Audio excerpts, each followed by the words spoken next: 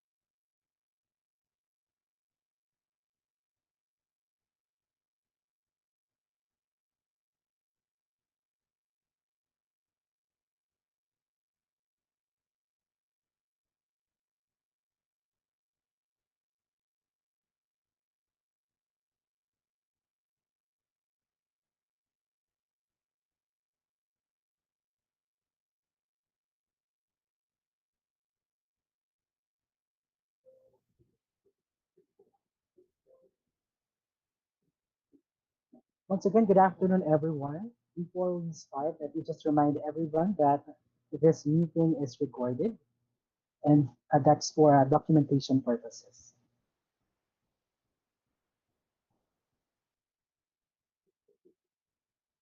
So, as we start, we have 62 and still waiting for other participants to join us.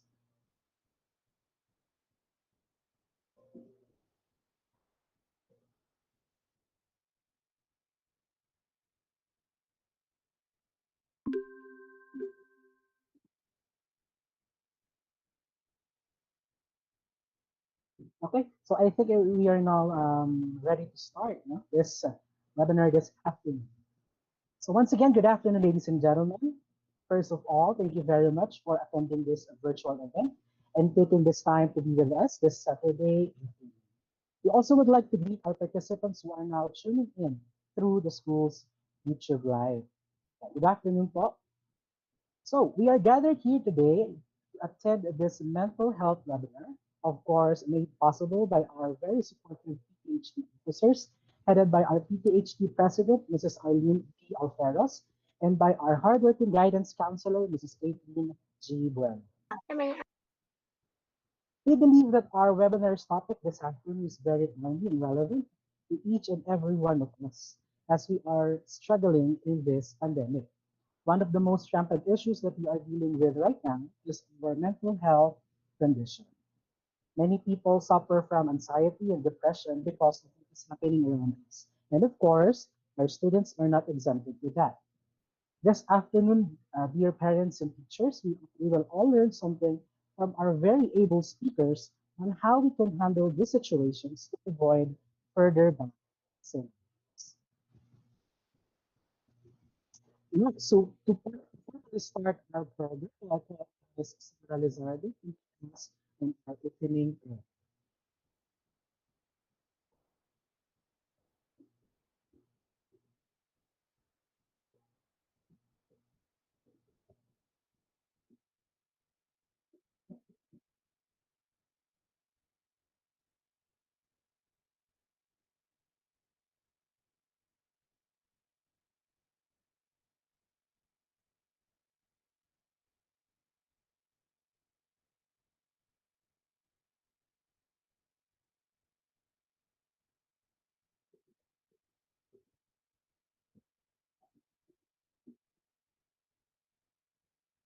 Miss Sarah, Yes, sir. Good afternoon po. good afternoon, ma'am. Hi po. All right, good afternoon to everyone, especially to our dear parents. Let us pray and let us feel the presence of our Lord and Savior this moment. In the name of the Father, and of the Son, and of the Holy Spirit. Amen. Lord, we give praise in your holy name. We submit ourselves in your holy presence. Open our hearts and our mind for the newest knowledge we are about to receive this afternoon. Shower your wisdom and mighty conviction for the speakers this afternoon. Let their words be your words planted in our hearts and mind. Thank you for making us gather and united this afternoon despite of COVID-19 pandemic. Use us all for your mighty purpose and for your glory. All this we pray in the mighty name of Jesus. Amen. In the name of the Father, and of the Son, and of the Holy Spirit. Amen. Thank you Good very much, afternoon to ma'am. everyone. Thank you po. Okay, so now to give his welcome remarks and inspirational message, let us all welcome our beloved school principal, Mr. Amarante M. Sabico. Please give him a big round of applause.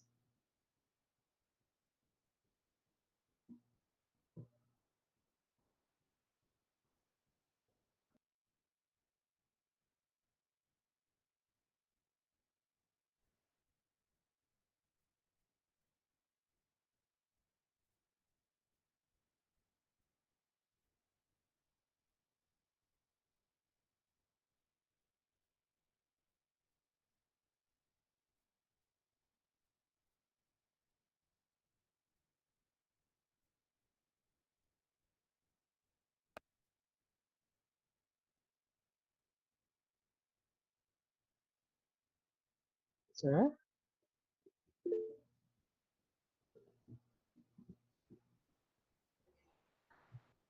good afternoon, sir. Good afternoon. Thank you very much, sir.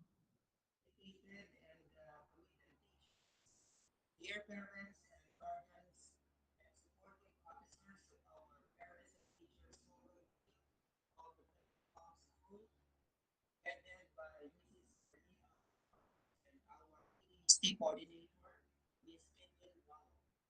I would like to extend my warm greetings also to our young but able resource speakers this afternoon from the University of Santo Tomas, Ms. Mia Cordera and Mr. Jan Medina. I am very much pleased and happy that even during these trying times, you continue to manifest your loyalty and unrelenting support to our schools and endeavors such as this. It is in this light that I thank all of you sincerely in behalf of the school president and directress, Mr. Dave Sandalang and Mrs. Genesis Sandalang, and our officer in charge, Mrs. Gab Sandalang. It has been a year already since this COVID-19 pandemic continues to thrive in our public health and may seem to flourish even for the coming school year. Hearing and reading from the social evidence, upward movement of COVID-19 cases is very alarming and a clear proof that it's still far from end. So what shall we do now to help our children? Anyway, Miss Dia said, hinay-hinay lang po na and Thai, while surgeon will share some tips on how we can help the young ones cope during this new normal. So this afternoon, with our seminars, you'll be able to get informative sharings and insights from our very speakers. Amidst the different challenges that we are let's not forget that children's well-being is connected to our well-being. So we are important role models for children, young people, staying calm and giving time and space to be together with children will help them adjust to this new normal. Children and young people look to adults for guidance on how to react to stressful events. So if parents or teachers seem overly worried, children's and young people's anxiety may rise. Parents and teachers can reassure children and young people that everyone is working together to help people throughout the country stay healthy and to limit the spread of this virus. Our school, on the other hand, is helping children continue their learning online. So keep children and young people engaged in activities at home and wherever possible, remaining part of their usual routines. This will support their well-being, connection with others, and their learning. So once again, thank you very much and a warm welcome. Good afternoon. All right. Thank you very much, sir, for that inspirational message. And I hope everyone really understood, no, and try to felt that, no, that message of yours, sir. Thank you very much, sir. Now, for this part of the program, let me introduce to you to our first guest speaker this afternoon. Our guest speaker this is a graduate of BS Psychology in 2007 and a graduate of Master of Arts in Guidance and Counseling in 2011 in the University of Santo Tomas. She passed the board exam for guidance and counseling in 2012 and ranked 6th place. On top of that, she has been a guidance counselor in UST for 13 years. Our speaker for the first part of our webinar this afternoon entitled Hinay Hinay Nayat Tay. Ladies and gentlemen, let's all welcome Miss Via Katrina G. Portera. Please give her a round of applause. Okay, maraming salamat, Sir Renz. Thank you very much Thank you. po. Opo, first of all, I'd like to acknowledge and express my gratitude, of course, to everyone, to all the organizers of this wonderful activity. Maraming salamat po. It's a privilege to be a part of it. So salamat po kay Sir Sadicon, of course kay Ma'am Alferos, no, si kasama ko po sa UST, as well as to um Ma'am Caitlin, no, the guidance counselor. Maraming salamat po. This is such a wonderful initiative, no, to have, not just for this to have activities, mental health activities for all your stakeholders, no, the students and the parents, no. So siguro po kasi, no, madalas nakafocus talaga tayo sa mental health ng mga bata na baka lang naman nakakalimutan na natin na mahirap i-reinforce ang mental health ng mga anak natin kung hindi natin kayang i-sustain yung sarili nating wellness, no? So yun po yung sana sa hapon na ito maibahagi ko po na yung ating kapakanan, yung ating wellness bilang mga magulang is just as important. No? It is critical to the mental health of our children. So first, allow me to share at any point po, if there are some problems with my audio po or my video, just let me know. So mag-share lang po ako ng aking screen.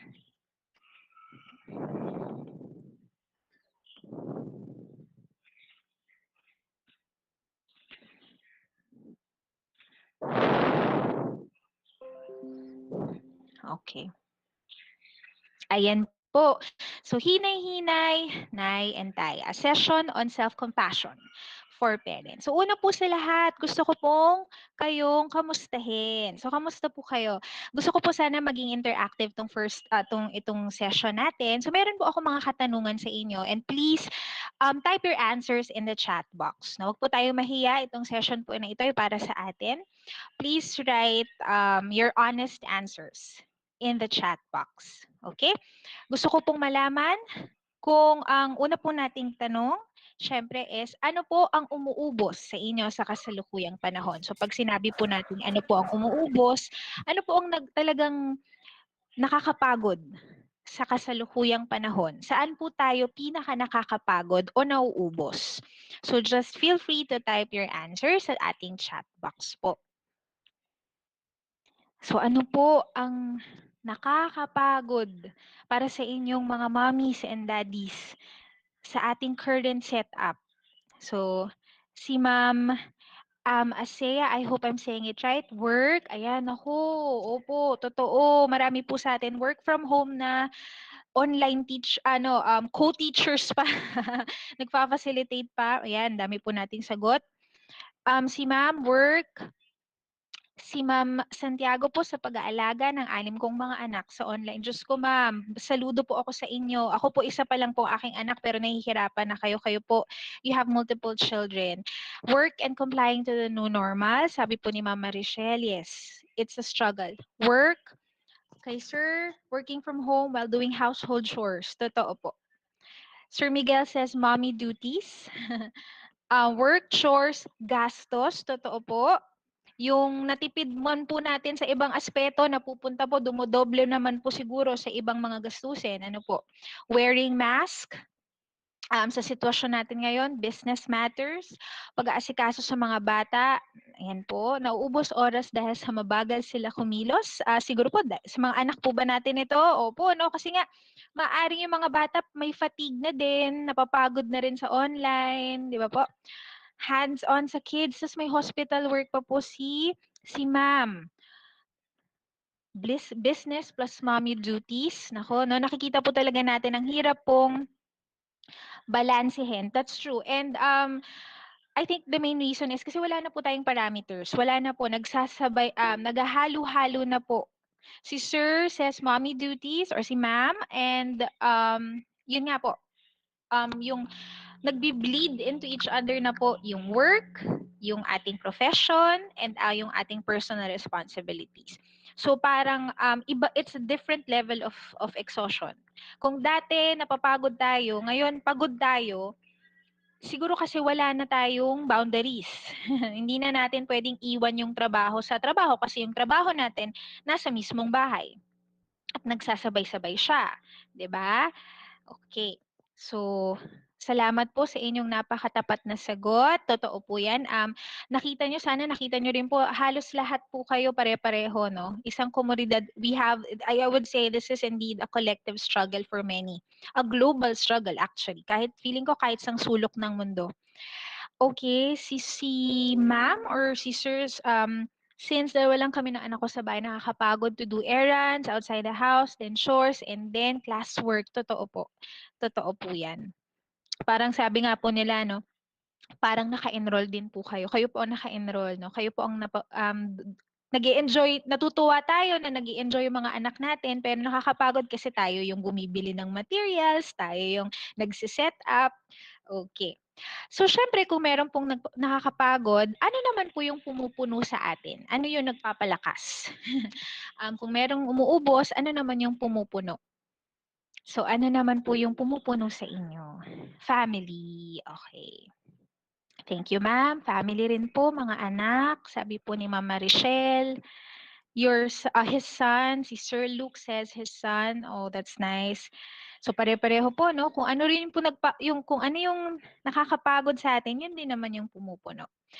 Sama-sama ang pamilya sa bahay, mga anak na makukulit, magkakasama, high grades ng mga anak. Siyempre, nakakawala ng pagod, no? Nakikita niyo na kahit hirap na hirap ka, parang, wow, at least na nagpe-pay off, nakikita ko yung reward ng aking pagod.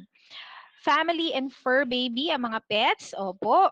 Siguro mga pets din ninyo po napakasaya dahil nasa bahay po kayo all day, no? Safe and healthy family. To be with my family for the first time in history. High grades din ng mga anak. Food, ayan. Yan, pareho tayo, Ma'am Janet. Family and my kids planting. Ay, may plantito pala din tayo. Opo, yan, mga plantito. Actually, talagang maganda rin po, no? Ang daming marami po ang who has gotten into plants, which is good, no, for our health and I guess environment, no? Pag mas madaming plants, mas maganda. Family bonding and activities, family complete. Ayan, so karamihan din po ng mga sagot, pamilya. Kung ano po yung pinaghuhugutan natin ng lakas, talaga naman ang pamilya, no? Sa mga ganitong panahon na so much is beyond our control. It really, kumbaga, helps us, no, to focus on what's good in our lives. And usually, doon mo marirealize ano ba yung nagmamatter, and that is family. Totoo po. Ano po ang pinaka-challenging na aspeto ng pagiging isang magulang sa panahon yun? Siguro po nasagot nyo na kanina yan, ano, dun sa unang tanong natin. Ito naman po, ano po ang inyong ginagawa upang makapahinga? Kung nakakapahinga naman po siguro tayo, no? Pero ano po ang inyong ginagawa upang makapahinga physically and emotionally? I understand this might be a challenge for many of us kasi nga we have no me time. Technically, there is no me time when your kids are on your hair, no? 24/7, quite literally. Pero kung nakakapahinga naman po kayo, ano po yung ginagawa nyo para makarelax kahit papaano? Mag-decompress. Planting, ayan nga po, K-drama, opo. I'm sure hindi lang po kayo nag-iisa dyan, ma'am, sa K-drama. I'm sure kahit mga daddies, no, they love, na hook na rin sa K-drama. Netflix, o syempre, planting, nagbabasa, kapag tulog na, usually ganyan na mga mommies, no? Hindi pa matutulog muna yan, magsisingit muna yan ng konting scroll sa IG or magbabasa kasi yun ang me time niyan eh. Yun ang, 'di ba, pag tahimik na yung mga kids, yun lang yung panahon mo talaga eh, no? Steaming with family or streaming with family. I'm smiling, joking around, watching Netflix, chill lang, anime, plants. So, very limited din po kasi talaga yung pwede natin gawin. Dati pwede ka pang mag-shopping, mag-sine, mag-date kayo ng husband nyo po or ng wife nyo. Ngayon hindi, hindi ka naman makakalabas. So lahat nandito. So Netflix with coffee in a very cold room. No, so makikita natin ano, marami pa rin pwedeng gawin para makapahinga. No, minsan doon natin na-realize yung mga alternative activities in order to relax. So karamihan planting, Netflix, coffee, ayan, nagbabasa. So good po 'yan. Mabuti po meron kayong ginagawa pa rin kahit paulit-ulit. Mamoyang says, listening to serenity, music, ordering milk tea. Ay, syempre, ang food. Totoo yan. Pampahappy natin ng food. I'm sure maraming dumaasang gastos sa pagpapadeliver. Eh, siguro okay lang po yan, ano? Kasi, yun pa ba, pagkakait pa ba natin sa sarili natin? Yan, kung may budget naman, why not? Um, so, yun. Ang mahalaga po may ginagawa at para makarelax, makabawi. Di ba? Importante po yan. Okay. So maraming salamat po for participating in that. Kasi yun po, gusto ko po kayong kamustahin. At yun nga po, I think nakita po natin, you may not know it, pero pare-pareho po kayo halos ng pinagdadaanan. So hindi kayo nag-iisa. Hindi kayo nag-iisa. So, alam nyo po sa akin sa pagiging counselor na na-realize ko, minsan wala kang magagawa para solusyonan yung problema ng estudyante. Ang mahalaga lang alam niyang hindi siya nag-iisa. So, I hope just knowing that you're not alone in your respective struggles, no? There are others who are also going through the same thing. I hope that helps. Kahit papaano. Okay. So, parents, no, the pandemic, I think it goes without saying, the pandemic has disrupted life as we knew it and added another layer of complexity to parenting. So, ang ibig pong sabihin yan, mahirap na pong maging magulang. Mahirap na pong maging magulang in and of itself. Tapos, nangyari pa po yung pandemya. Nangyari pa po yung... Okay, you can use it. Nangyari pa po yung pandemya, marami pong, it has brought upon us, struggles very unique na hindi natin akalaing pagdadaanan natin in this lifetime. And what it has done in the context of parenting is mas naging komplikado pa po yung pagiging magulang in this era, in this day and age. Di ba? And some of the struggles in a pandemic-stricken world, no, na pinagdadaanan hindi lang natin dito sa Pilipinas, pero sa buong mundo, examples lang po niyan, syempre, parents are trying to hold down jobs while supervising their children's needs. Ito po talaga, siguro, kahit sang bansa ka pa, kahit sang sulok ng mundo ka, marami po ang nagsa-struggle dito. Wala na pong parameters, walang boundaries sa mga trabaho. Like at any time, kahit nagtatrabaho ka, may kailangan yung anak mo, kailangan mong tugunan. Kasi pareho pong importante, pare-pareho importante. Hindi mo alam kung anong uunahin mo. Supposed to, before the pandemic, at least, parang may order, no? May oras ka talaga na iaalat para sa pagtatrabaho mo. Kasi pag nasa trabaho ka lang, wala ka namang ibang choice. But this time, it's all jumbled together. So napakahirap po. Napakahirap talaga. The absence of boundaries between home and work responsibilities, yun po talaga I think yung pinaka-main source ng pagod natin. Some have lost their livelihoods. Yung iba naman po, nawala ng trabaho. So, sana po wala pong ganito, hindi po nyo ito naranasan. Pero kung naranasan nyo man po, again, you are not alone. Or baka may mga kakilala kayong ganito, napakahirap po nito, no? Pag nawalan ka ng trabaho, napaka-uncertain ng livelihood, syempre apektado lahat sa family, even perhaps your children's education.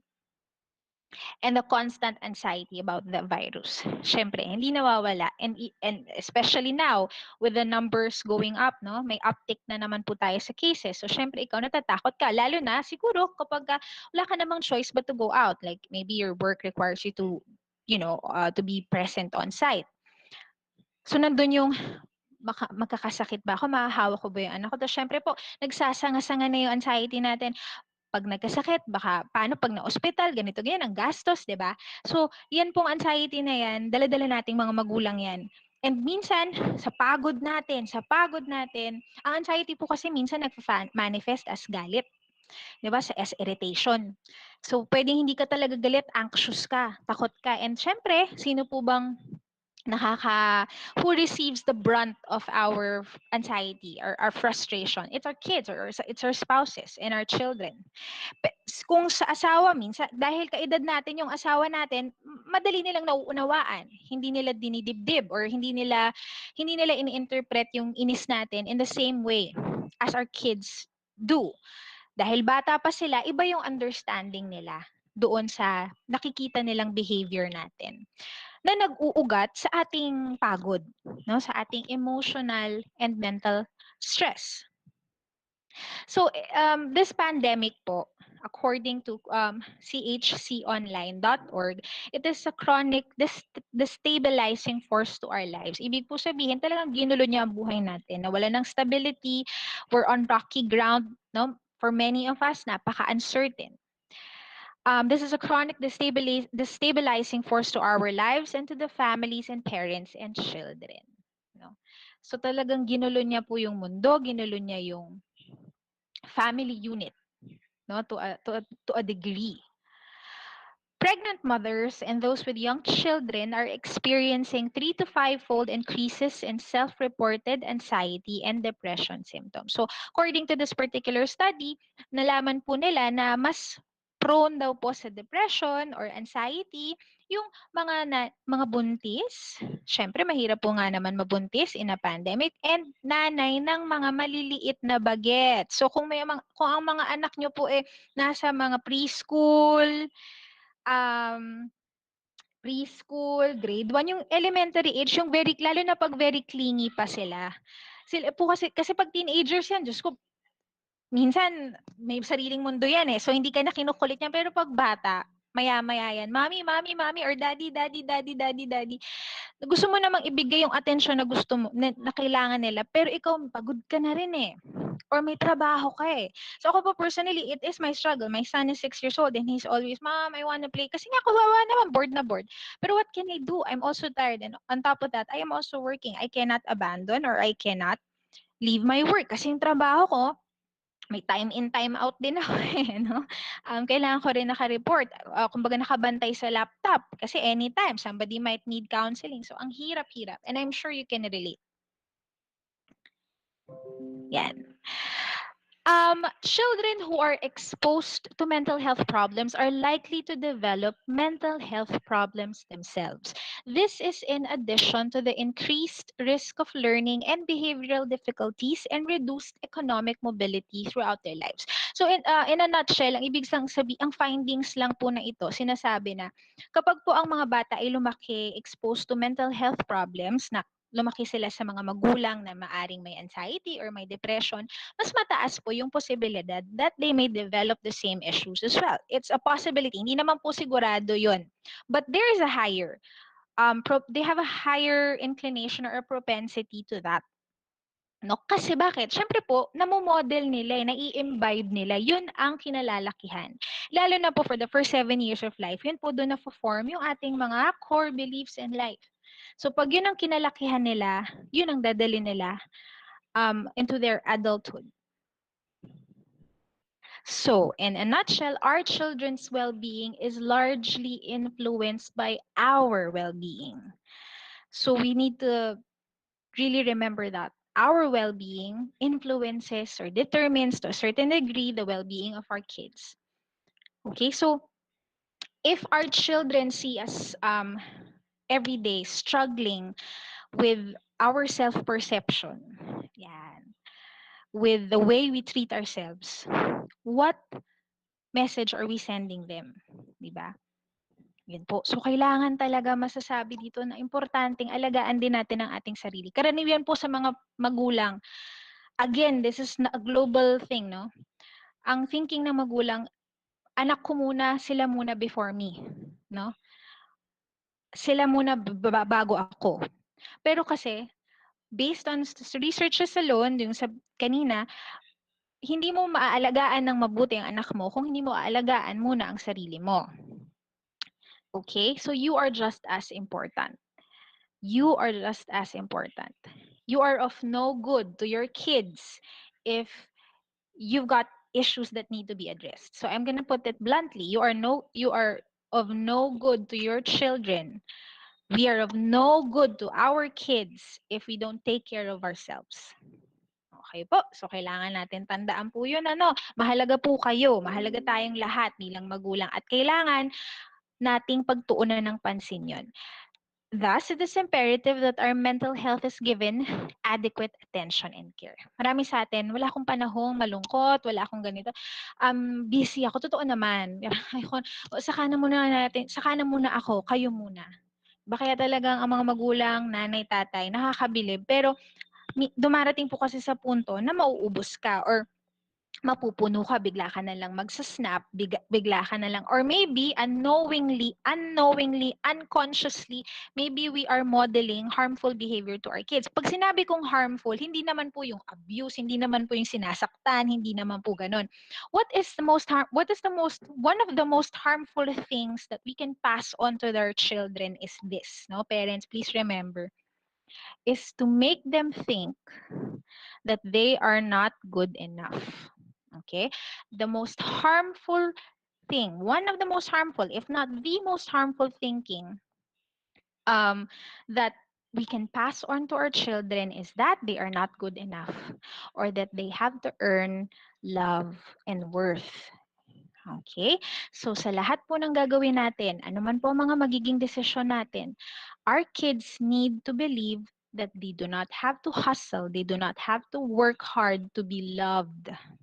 So baka minsan po unknowingly, 'di ba yung um, because of our own limiting beliefs, that's the message that we are sending. You have to work hard or else you're never gonna get anywhere in life.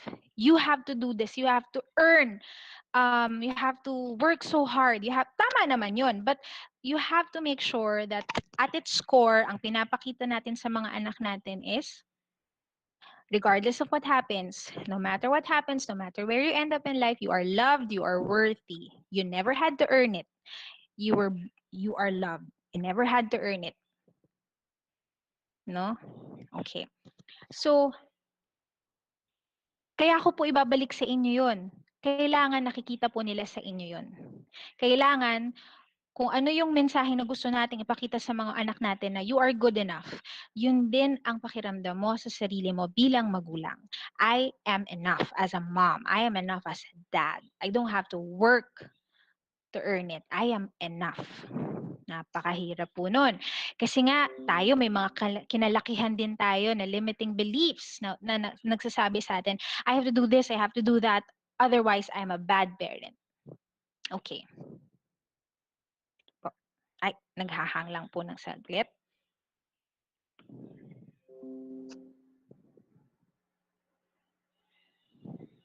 Okay po, i-stop ko lang po ulit, naghahang lang po. Okay.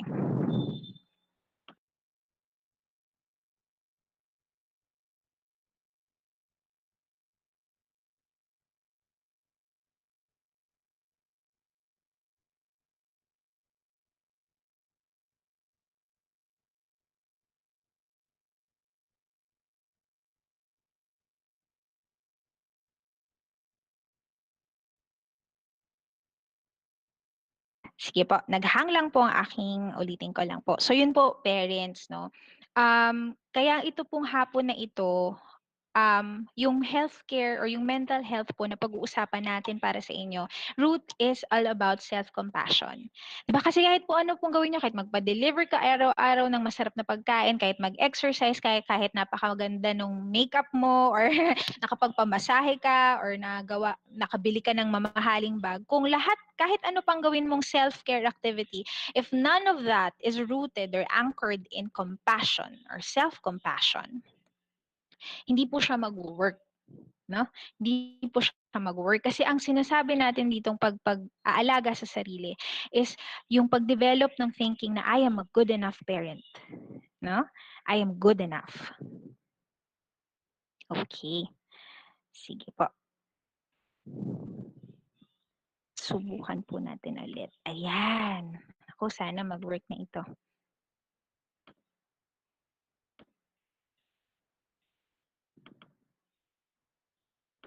Okay. Aha. Sige po. So next po, ito po, kung meron lang po kayo dyan, if you have, scrap papers lying around or you can do this on your phone, siguro bigyan ko po kayo ng 1 minuto to list down lahat ng mga katangian ng isang good and successful parent. Para po sa inyo, ano ang isang successful parent? Ano ang isang good parent? Okay po? Sige po, bigyan ko po kayo ng 1 minuto to do that. So kahit saan lang po, sa paper, sa cellphone, or kahit sa isip nyo lang, okay lang po yun. Sige po. So, take a minute to list that down. Para po sa inyo, ano po ang isang katangian ng isang mabuti at matagumpay na magulang?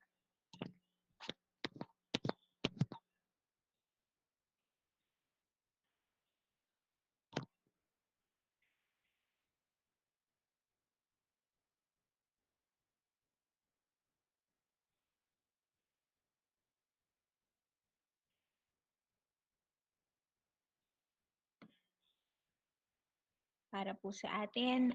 What makes a good parent?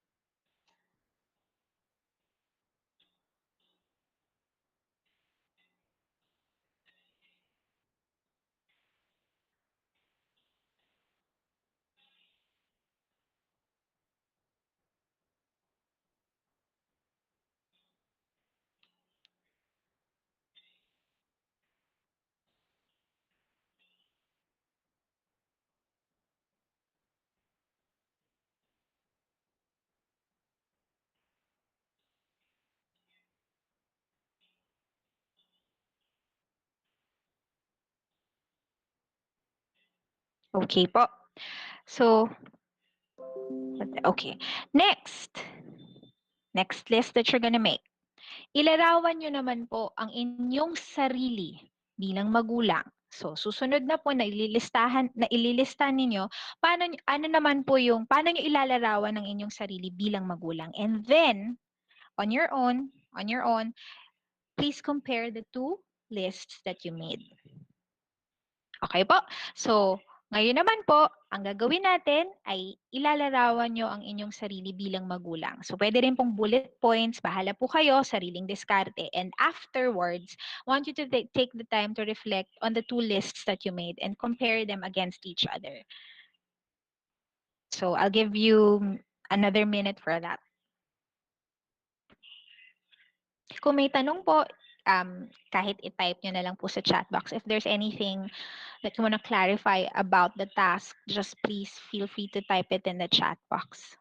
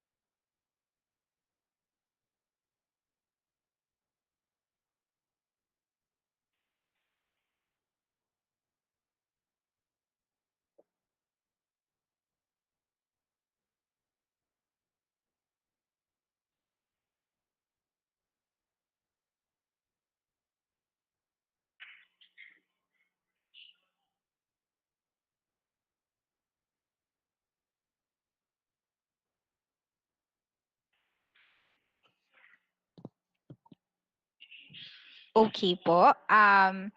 Baka po may mga ongoing pa rin. Pero sige po, if you can see the raise hand icon on your screen, no? Just by clicking on the raise hand, please click on the raise hand icon if you think, no, after reflecting on your two lists, click the raise hand icon kung sa tingin nyo, pareho naman. You think na nami-meet nyo po yung description ninyo ng isang good and successful parent. If you think that you are able to conform or measure up to the first description that you made, to the first list that you made about what makes a good and successful parent, please click the raise hand icon. Ayan po. So, tignan ko lang po dito ha. Check ko kasi, ayan, si Sir. Ayan. Naku, nakakatuwa naman po na halos lahat po ba ito? Yan. Na marami po sa inyo ang nag-raise ng hands. Pero hindi ko lang po alam, baka hindi pa lang po kasi tapos magsulat. Pero there are some who didn't raise their hands. But there are also others who did. So, for those who think that they are able to meet, no, their own ideals, they're able to live up to their own ideals of what makes a good and successful parent. Congratulations. Nakakatuwa naman pong malaman yan. But for those who did not raise their hands, minsan po kasi, no, may mga standards tayo minsan kasi it's not because we're not trying hard. No? Yan po yan eh. It's not for the lack of trying. No? Or minsan, yung definition natin of what a good parent is, humanly possible ba siya? Humanly possible ba siya? Masyado ba siyang nakadepende sa sasabihin ng iba? Di po ba? Masyado ba siyang nakadepende? Does it hinge entirely on the approval of other people? Tandaan natin, baka minsan kasi, syempre hindi ko na po kayo interviewin, no? Kung ano po yung mga sinulat niyo dyan. Pero for those who think that they do not measure up, why? Why is that? You also have to continue asking yourselves, why do I not measure up? And what does that do to me? If I feel like I don't measure up to this ideal of what a good parent is, what is it doing to me? And as a result, what is it doing to my kids? Diba? Tatandaan po natin, lahat po, ang pananaw natin sa sarili natin, lumalabas po yan. We cannot suppress it. It will cascade or it will affect the way our children view themselves. That's just how it works. Especially with young kids. No? Kung ano po yung nakikita nila sa atin, yun yung nai-imbibe nila. And in the first 7 years of their lives, they will imbibe their core beliefs. These are beliefs that will determine so much of their lives. So we have to be mindful of that. No? And it all goes back, it all boils down to how much to how much we feel we are worthy. Diba? If we want our kids to grow up thinking, I am worthy, I am loved, then they have to see that in their mommies and their daddies. Okay. They have to see that mommy and daddy love themselves. Mommy and daddy behave and act like they are worthy. Diba? Ayan po. Let's try this. Okay. Yeah. So, the archetype or the ideal of the good parent, which is celebrated profusely in our society, has perhaps led us all to believe that we don't measure up. Minsan po kasi, no, yung mga standards nakikita natin sa ibang tao o sa social media o sa mga napapanood natin, sa mga artista o kung sino-sino pa, akala natin, ganun din tayo dapat para maging mabuting magulang. So, tandaan din natin, if you feel like you're not measuring up to that ideal, isipin natin, bakit kaya? Is it because I'm not trying hard enough? Am I making bad decisions? Or are these standards just plain impossible? Diba? Or do I not believe in my capacity to be a good parent, to define what a good parent is on my own terms, that I have to rely on other people to define it for me? So tatandaan po natin yun, ha? Do I not believe enough in myself as a mom or as a dad that I have to rely on other people to tell me how to parent? Something that we need to reflect on. Masyado ba tayo nakabase sa sinasabi ng iba? Wala naman pong masama humingi ng feedback, pero kailangan po if we believe we are worthy, we will know to trust ourselves. We will not be afraid to make a mistake here or here and there. 'Di ba? We won't be afraid to fail a little bit, to make bad calls, because we know, okay, we'll get back on our feet. And that is precisely the kind of behavior, the kind of thinking we want our children to have. I'm sorry, I'm also checking the time. So, okay, it's 2:44. Bibilisan ko na lang din po kasi meron pa po tayo after nito, no? Meron pa pong isa pang seminar. So, sometimes, no, yung unhealthy striving for perfection. Okay, lilinawin ko lang po mga parents, wala pong masama to aim high for our children. Kanya-kanyang pangarap po tayo para sa mga anak natin. Tatandaan lang natin na yung mga pangarap na yun, saan ba nanggagaling? 'Di ba? Kailangan hindi po yun nanggagaling dahil feeling natin kulang tayo. 'Di ba? Kailangan po, as we are, we feel worthy. Yun po yun eh. If you feel worthy, then you know without a single doubt, without a doubt, that you are worth loving, you're worth respecting, 'di ba? Paano pa man yung mangyari sa buhay natin. So again, wala pong masama to aim high for ourselves, to aim high for our children. Kanya-kanyang definition po tayo ng success. Wala pong makakapagsabi sa atin na mali yan, mali to. Basta ang sinasabi ko lang po, kailangan manumbalik po yan sa how worthy do we believe we are. Okay. Okay. So, yun po, babalik po tayo. Self-compassion. Minsan the best self-care that you can give is, you can do, especially at this time, is self-compassion. And what is that? It is turning the grace and understanding that you give others inward. Diba? Simple enough to understand, pero sometimes so hard to do, so hard to practice. It is offering yourself gentleness and kindness in times of struggle. So basically, kung ano po yung pangunawa, pang-iintindi, gentleness, kindness that you give others, it's basically just turning it to yourself, turning it inward, giving it to yourself as much as you give it to others. That is self-compassion. And that really, truly, parents, is the best self-care you can give. Okay, you can buy all the expensive stuff, jewelry, bags, cars you can, but if you are not compassionate to yourself, if you do not give yourself love and understanding and kindness, none of that will work. You will always feel like you are lacking. And that is dangerous, not just for yourself, but for your kids. Um, how do you, what are the three elements of self-compassion? Self-kindness, which is being warm and considerate to yourself when you fail. Common humanity. You are never alone in your struggle. So kanina napansin po natin, aba, pare-pareho pala kami ng pinagdadaanan ngayon. Okay, hindi ka nag-iisa. Minsan po kasi pag feeling natin, tayo lang yung nagkakamali, masyado tayo nagiging harsh sa sarili natin na parang ang bobo mo, nung klase kang magulang. Hindi, walang magulang na ginagawa yan. Pero pag nalaman mo lang na ang dami pala natin na ganun din yung ginagawa or ganun din yung nararamdaman, pwedeng nababawasan yung pressure, yung unrealistic pressure. At higit sa lahat, mas nagiging mabuti tayo sa sarili natin. And then mindfulness, staying present, observing and honoring our emotions without judgment. Kanina po, no, ang naging topic namin ng inyong mga anak ay talking about their feelings. And napaka-importante po yun, mga parents, no? At kailangan i-practice nyo rin po sa sarili niyo yun, how to honor your emotions without judgment. Wag po yung, ay, hindi ko dapat nararamdaman yan. Anong klase akong nanay o anong klase akong tatay if I feel this or I feel that. May judgment po kasi parati kaya minsan imbes na harapin yung mga nararamdaman, binabaon. Hindi hinaharap.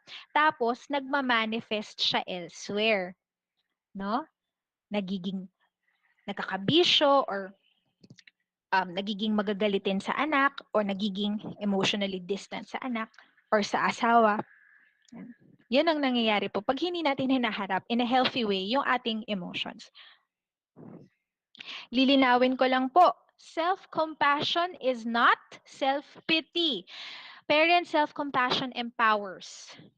It emphasizes our worth and it helps you keep going. Ang self-pity po ay, uy, kawawa naman ako, woe is me. Grabe, ako lang mag-isa, ako lang yung nakakaramdam nito. Walang nakakaunawa sa akin. So, self-pity can paralyze you. Self-pity is selfish, it's selfish. Self-compassion is, okay, mommy, you're having a hard time today and that is normal, but you got to keep going. You have to keep going. Diba? Self-compassion empowers. Self-pity paralyzes. Another thing that you have to be clear about is self-compassion enables us to keep going and stay on track. Self-indulgence, on the other hand, is an all or nothing mentality where we let our hardships interfere with our decision making. Baka kasi po yung iba natatakot, naku, ang self-compassion, baka masyado kang magtamad yun. Pag sinabi mo self-compassion, kaya maraming tamad, hindi po katamaran ang self-compassion. Self-compassion is saying this, today, nahihirapan ako, malungkot ako, pero kailangan kong harapin yung mga anak ko, kailangan ko silang alagaan. It's okay. I'm having a bad day. And it's normal. And maybe it's good for my kids to see that mommy's dealing with the heart, mommy is having a hard time. She's sad today, pero see, she's still continuing yung buhay niya. So that's self-compassion. It's not beating yourself up for feeling bad, no? Hindi po tayo 100% araw-araw. Self-compassion is allowing yourself to feel that, but still, going on with your day. Kasi pwede po ba, ang self-indulgence po or sabihin na natin katamaran, yun yung all or nothing. Ay, wala akong motivation, saka ako nagagawin yan. Ay, hindi, ayoko na. Kailangan perfect. Kung hindi perfect, wag na. Hindi, yun po, mali po yun. So sana malinaw po tayo dyan. The practice of self-compassion, paano natin ipa-practice? So siguro po, ito po, simpleng-simple. Talk to yourself the way you would to someone you love dearly. Minsan tayo pa po ang pinaka-harshest critic natin. No? Maaring sa trabaho, maaring sa pagiging magulang. Talk to yourself like you would talk to your friend, to a baby. Ang baby ba, 'di ba? Pag nagkamali ba ang bata? Pag nadulas, pag natapon yung pagkain, sinisigawan hindi. Because they're learning and we are learning too. Hindi pa naman po tayo natatapos sa learning natin eh. So you have to extend gentleness to yourself like, okay, so today, not my finest hour. I yelled at my kids today.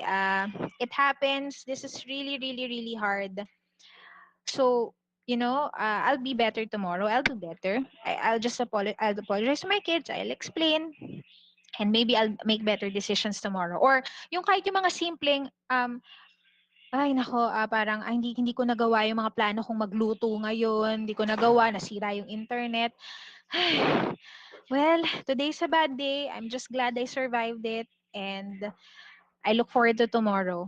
It is what it is. Yung ganong simpleng talk lang po, okay po yun. 'Di ba? Yung hindi mo pinaparusahan yung sarili mo, hindi mo na iniisip saan ka nagkulang, yung mga ganon po. But it is still recognizing, kung nagkamali, recognizing it. Yun po ang self-compassion. Kaya po kasi tayo natatakot na aminin yung pagkakamali natin. Kaya minsan defensive tayo is because may judgment. Doesn't make you a bad parent if you yell at your kids. No. Of course, yelling at your kids is not good. So you keep trying. But you don't don't punish yourself. Diba? You don't punish yourself. You just say, I will do better. So that wasn't really my finest hour, but I'll do better. This parenting thing, it's hard. It's really, really hard. And these things happen all the time. Connect with others. Offer love and support, not judgment. Yan, usong-uso po ngayon, shaming, minsan ang judgment that we give others is only a projection of our insecurities. When we call out other moms, when we criticize other moms or parents, minsan, if you are happy with your parenting, if you're so good at it, you won't feel the need to, you won't feel the need to, diba, to belittle another parent who is obviously struggling.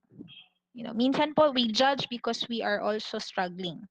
We don't know how to deal with our own insecurities.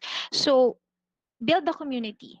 Offer love and support to a parent who is struggling. You may not agree with how you parent, with the ways you parent, but instead of judgment, offer love and support. This life is already challenging as it is. Let's not make it harder for each other. Let's be there for each other. You should build a community, not factions, no? Tayo-tayo na lang po magdadamay ang mga magulang. And finally, journaling, meditation, you can try that, no? Ako po, I journal. I have a gratitude journal where I list down things that I'm grateful for. I also have a thought or emotion journal. Pag ako po ay nalulungkot, bukod sa pagdadasal, isinusulat ko po yung aking nararamdaman. At higit sa lahat, wala pong judgment. Sinusulat ko po lahat ng nararamdaman ko at hindi ko hinuhusgahan yung sarili ko as bad or good. I just let the thoughts flow. And that's a good way of sorting out your thoughts. It's a good way of calming yourself down. It's when you're overwhelmed. You are not a bad parent for needing a break from your kids or not wanting to parent some days. So that is normal. And kahit ako po, kahit sinasabi ko sa inyo yan, sometimes it's a struggle. I am also learning as well. I'm not here as an expert at all. Of course not. I'll never have this fully figured out. Who does, no? But but we are all propelled. We are all propelled by our love for our kids. Kung saan tayo napapagod, doon din tayo humuhugot ng lakas. So, just by being here, no, alam nyo nang kayo ay mabubuting magulang. Pero hindi ang pagiging isang mabuting magulang, hindi yung araw-araw masaya kang kasama yung mga anak mo. Minsan talaga gusto mo silang layasan. Alam nyo yan. Lalo na po siguro pag marami po kayong mga chikiting ano po, minsan sarap layasan. Hindi naman natin magawa ngayon bilang may pandemic and that is okay. Siguro po panghuli lang po, pasensya na po kayo. Ako po yung nag-extend ano po. Siguro ulit-ulitin po natin sa sarili na natin. It's not easy to unlearn a lifetime of limiting beliefs about ourselves. But with practice, we can get there. So siguro araw-araw when we are struggling, especially when we are struggling parents, ulit-ulitin lang natin sa sarili natin that I am enough. Ako ay sapat na. Pag sinabi mo yan, hindi ibig sabihin hindi mo nagagawin yung dapat mong gawin bilang magulang, hindi ka mangangarap, hindi po yun ang ibig kong sabihin. Ang ibig lang pong sabihin nun, kung ano man po ang mangyari, kung ano man po ang magawa at hindi magawa sa bawat araw, you are enough. You are enough. Kayo po ay sapat na. And when you believe this, can you imagine what wonderful lives your children will have because they will grow up believing that about themselves. Okay po? So sana po kahit papaano may naibahagi po ako at meron po kayong natutunan sa akin sa hapon na to. Maraming salamat po. That's it for my segment or for my part of this activity. I'm so sorry for the extension. Pasensya na po kayo, nag-extend po ako. Okay, thank you so much po. Thank you very much, ma'am, for that very insightful talk. And so, for this part of the program, let's have first, or before we proceed to the next part or to the next speaker, let's have an open forum first, so that this will be a time for our parents and teachers to ask questions to our guest speaker. Okay.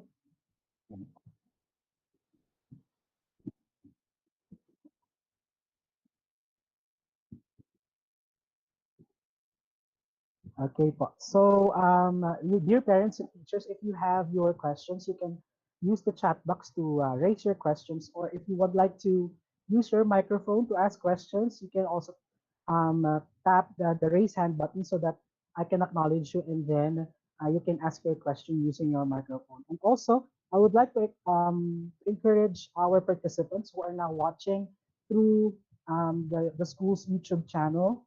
If you have your questions right now, you can actually comment down or comment your questions in the comment section below, so that our teachers can also see that and relay relay it to our speaker this afternoon. Sige po.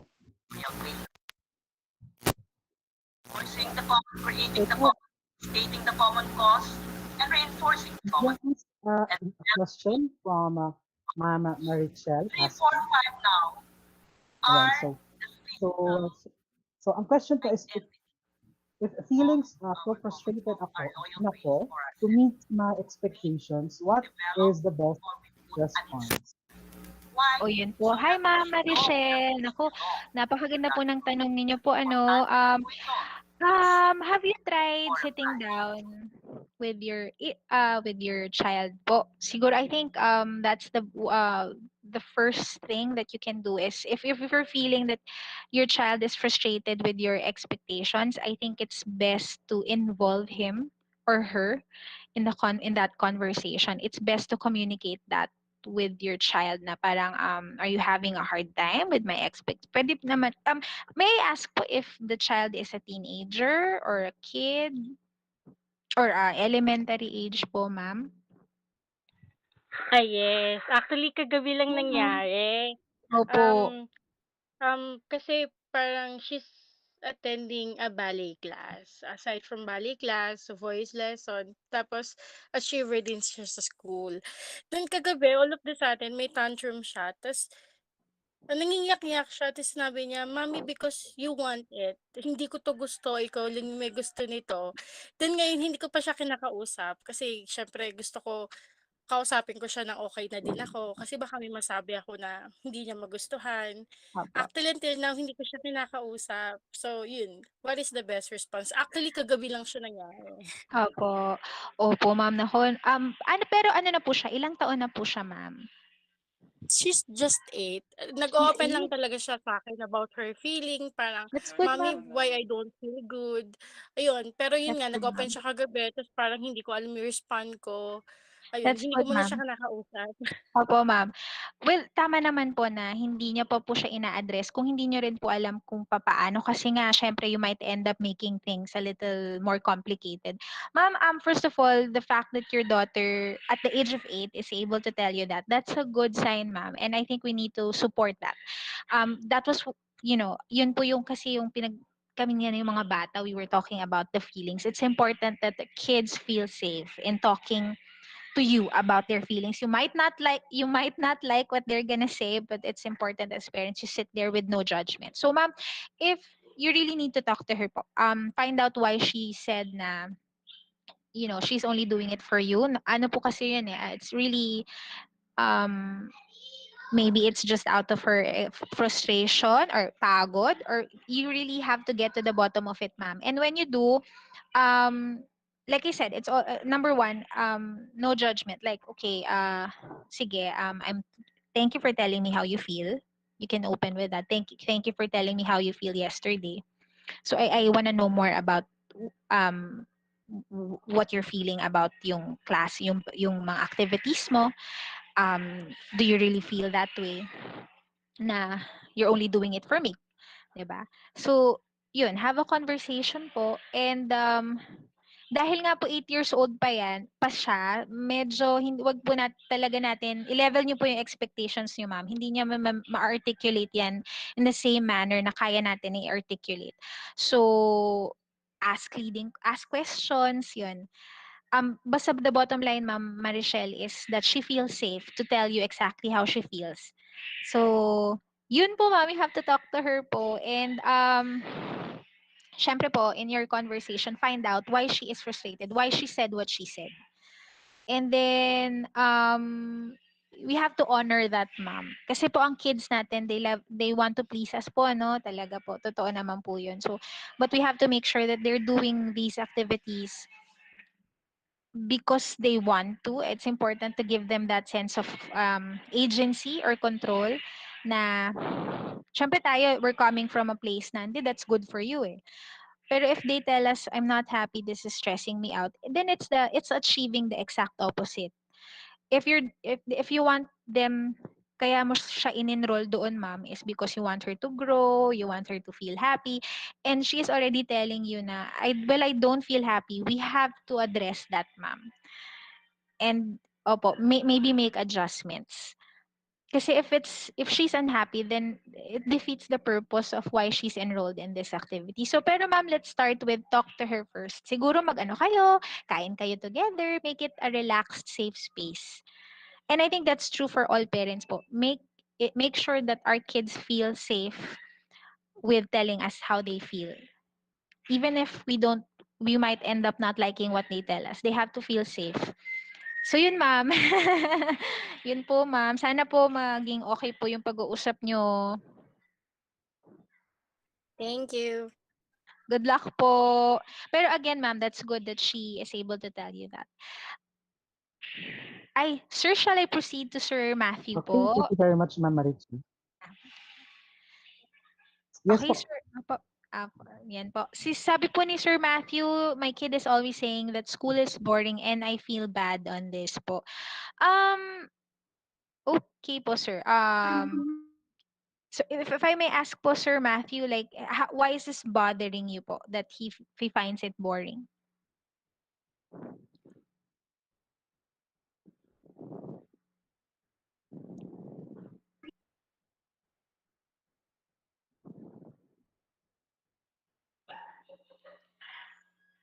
Okay po. Sige po. Si Sir Matthew po yun. Well, I'm just working off of the assumption, sir, that it bothers you. And if it bothers you, it means that you don't want him to feel bored.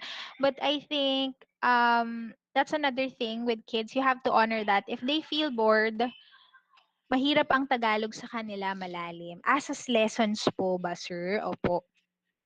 Um, Opo, syempre po 'pag bata ano po, pagka hindi po nila naiintindihan or hindi po sila talaga nakaka-perform, syempre po parang nawawala yung interest nila. Um, well ano po sir, siguro po ako ang naiisip ko po diyan, ako po 'pag yung anak ko po ganyan, nagsasabi po sa'kin na nabo-bore siya, sabi ko, "Okay, I understand." Sometimes, some lessons are boring, ganun po talaga. So again, nandun po yung ino-honor ko yung nararamdaman niya. Na okay, it's okay to be bored, pero sometimes, kahit nabobore ka, or maybe if you're not really good at something, doesn't mean na hindi mo na siya gagawin. So yun po, it's not, um,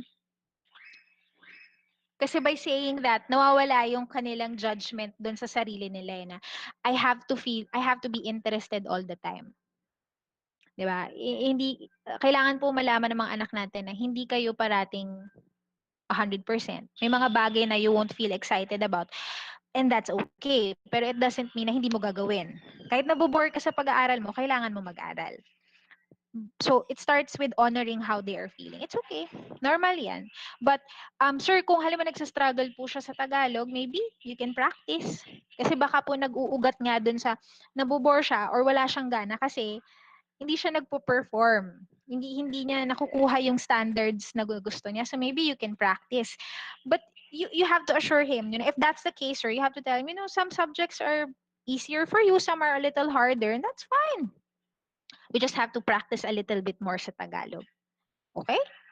But if you're bored, it's normal, pero doesn't mean that you have to stop doing what you're doing. So yun po. Yun po.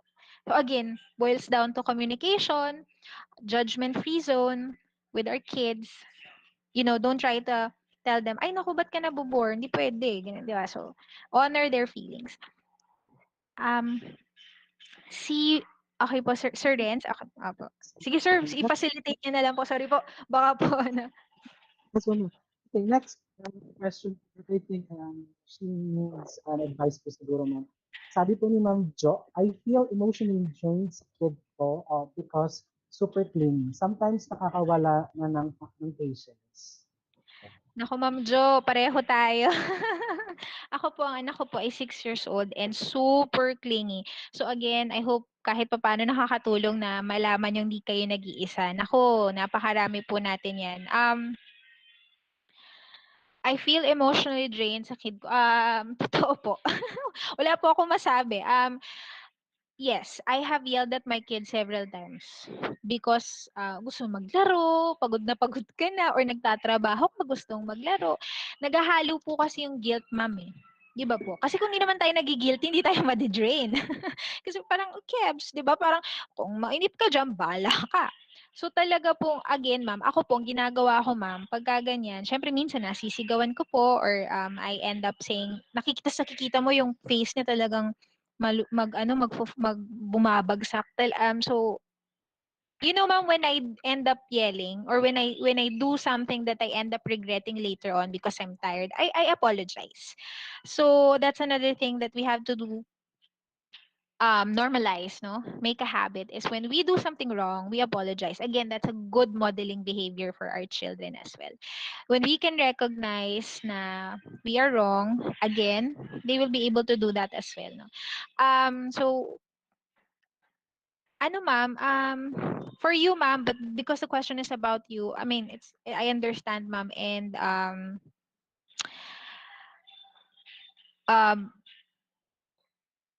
kung nasa edad naman siya na pwede na kayong mag-compromise, like ako ma'am, minsan, sige anak ha, maglalaro tayo, pero one lang. Kasi may work pa si mami. Yun po, ganun ma'am.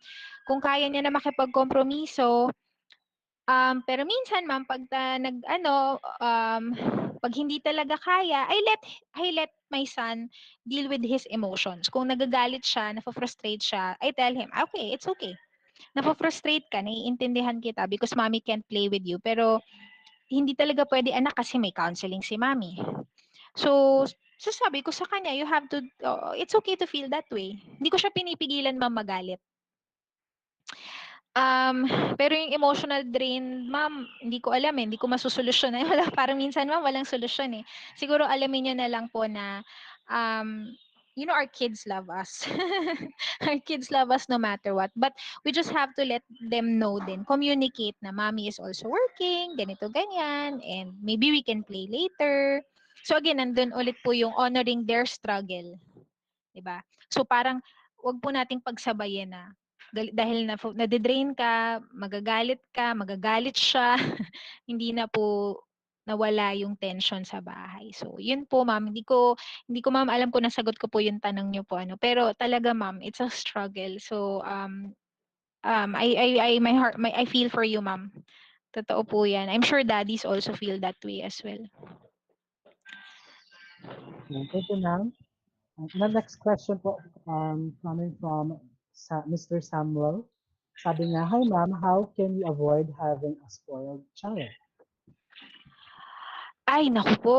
Oo po. Thank you, sir, for that. Totoo po, no? Ang mga spoiled child po kasi siguro nakikita natin, ano, yung mga entitled, yung mga privileged, yung ayaw nahihirapan. Sa pagkakaalam ko po at sinusubukan po namin talaga mag-asawang gawin is we let them struggle. I mean, hindi po namin sila dinedeprive. Hindi po namin ginagawa lahat para sa kanila. Um, we let them figure things out and kaya yun po, inaalaw namin sila to feel frustrated. We also know when to say no. Yun sir, boundary setting din. At saka yun po, we let them struggle. We don't deprive them of the opportunity. Kasi 'di ba 'di ba bilang magulang normal naman ay mo masaktan yung anak mo, ay mo mahirapan or minsan mas madali kasi na kung ikaw na lang gagawa eh, no? Lalo na siguro po pag school, no? Parang ako na nga lang gagawa kasi ang hirap magturo. That's all normal. Pero I think in the long run kasi, if we keep doing things on behalf of our children, if they never experience, hardship in their lives, they will grow up, not having that foundation to make good decisions. Hindi, ano yan, hindi, sila yung mga batang ayaw nahihirapan, yung hindi yan magtatagal sa trabaho kasi pag nahirapan, aalis agad. Opo, no? So, siguro to avoid that talaga, we let them struggle. Siyempre to the extent that is appropriate for their age. So, alimbawa po, imbes na doing everything for them, like, sit with them, engage with them, pero tell them, okay, so this is what you did, hindi nag-work, okay, what else do you think na pwede natin gawin? Sige. So, yun po, sir. Yung parang allowing them to struggle a little bit, not swooping in all the time to rescue them. Okay po. And even when syempre po lalapit sa'yo, iiyak, um, you comfort them. Pero you help them sit with their struggle. You don't try to make it go away. Alam niyo po yun. So I think when our kids are able to talaga pong sit with their feelings and um, hindi po nila iniiwasan, they don't feel the need to feel good all the time, lalaki po talagang matibay ang mga anak natin and resilient. So we sit with them. We sit with them when they are struggling. But we don't do everything for them. I think that's number one. We let them struggle a little bit. We let them figure some things out on their own. 'Di ba po? 'Di ba? Kasi very empowering din po sa kids yun eh. So dyan din po sa Sir Samuel, kailangan kung control freak tayo na mga magulang, like kailangan you have to do this way, anak. We have to let go of that as well. Otherwise, tayo yung way lang natin. Syempre po, pagka gusto natin, ito, ganito lang anak, ganito lang ang kailangan mangyari. Mawawala rin po parang yung bata, ayoko nang gawin. Kasi ayokong ma-disappoint si mommy or si daddy. 'Di ba? Parang ganun po. So, we let them do certain things on their own. And we Thank let you very, them... Apo. Ayan. Thank you very much for your answers po yan. So, also thank you very much for the parents for their questions. How about from the teachers? May mga questions po ba tayo, teachers? We can have, or we can take this time to ask questions. Of course, not aside from being a teacher, we are also, or some of our colleagues are also parents. No? So, do you have any question that you would like to ask to our speaker po? Questions from teachers?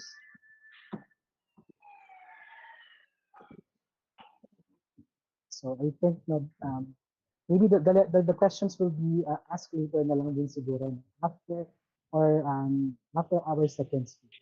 By the way, thank you very much, Ma'am Via, for a very insightful regarding how should parents handle students and at the same time children in this time of pandemic, and at the same time how to make them feel that they are being um, the best, no, parents for their children. So thank you very much once again. And now let's move on to our next speaker.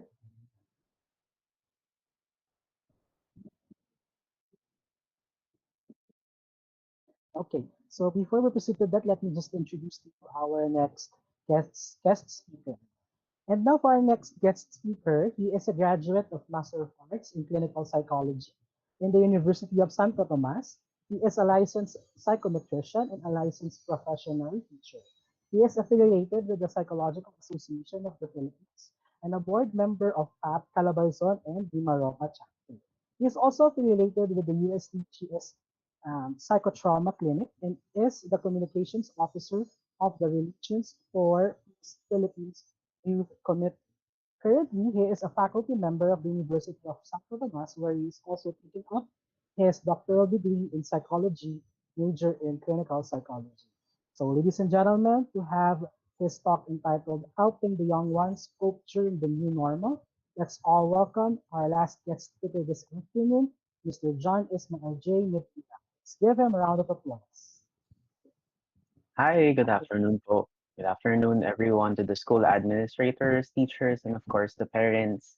Magandang hapon po. So, um, I'm John Medina. I know some of you might be wondering, ang bata naman ito, tapos magta-talk sa amin na parents, what does he know about parenting? So, um, well, it's not the first time po that I will talk to parents about coping, about parenting. Okay, so I hope that you still have you're willing to learn from me. Some of the things that I'm going to um, share to you are a little bit technical, but also important, especially nowadays that your children are experiencing changes, not only with their personal life, but also when it comes to their school. So paano ba natin sila matutulungan? Of course, it's one of your parang responsibilities as a parent. Madalas po naiisip natin yun na responsibilidad kong tulungan yung anak ko in the best way that I could, and it was given and presented to you by Maria earlier that you also have to take care of yourself.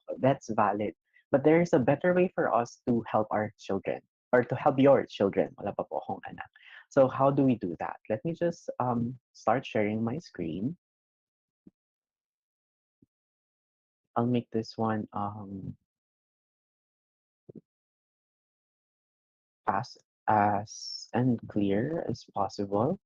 Can anyone confirm if he or she could see my screen po? Kita po ba? Not yet, sir. Okay. Tayo lang po natin. Okay. How about now po? Yes, po, sir. Okay. Thank you. So the title of my talk is Helping the Young Ones Cope During the New Normal. So as a parent, okay, you often think na kailangan yung tulungan yung anak ninyo na mag-cope, okay, let them know, okay, what to expect in life, especially when they are growing up, especially those who have children, na adolescents. Kasi lumalaki sila, marami sila na experience, marami sila natututunan, and you're supposed to guide them, okay? But what are we supposed to do, or what are you supposed to do now that we're experiencing a pandemic? Okay? Ano ba yung dapat nating i-consider? Ano ba yung mga dapat nating malaman para mas matulungan natin yung mga bata? So for my talk, I presented outline here, current situation, adolescent development, supporting your child during a pandemic, and some parenting tips that I got from credible resources. So ang current situation natin ngayon, there's a sudden change of lifestyle and environment, and not only do people become vulnerable physically but also psychologically. Kanina, di ba, during the talk of Ma'am Bia, napag-usapan natin or napag-usapan po natin kung ano ba yung mga bagay na kinakaharap nyo ngayon. And some of you are experiencing a lot of responsibilities. You have to juggle your work and also your responsibilities as a parent, as a mother, and also or probably as a father, and that could be very difficult and that could be very challenging for you.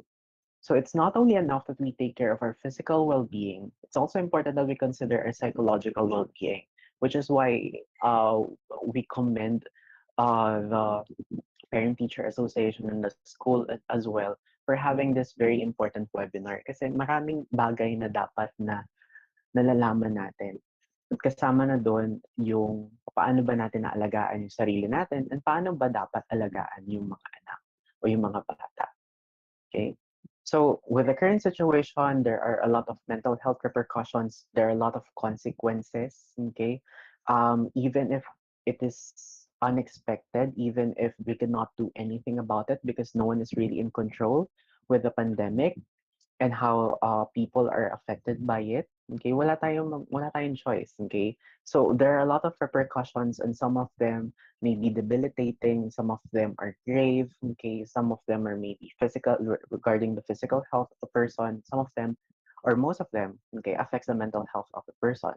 So hindi po ibig sabihin na adult tayo, hindi na tayo naapektuhan ng psychologically. Hindi rin naman po ibig sabihin na bata pa yung anak ninyo doesn't mean that they're also not affected psychologically.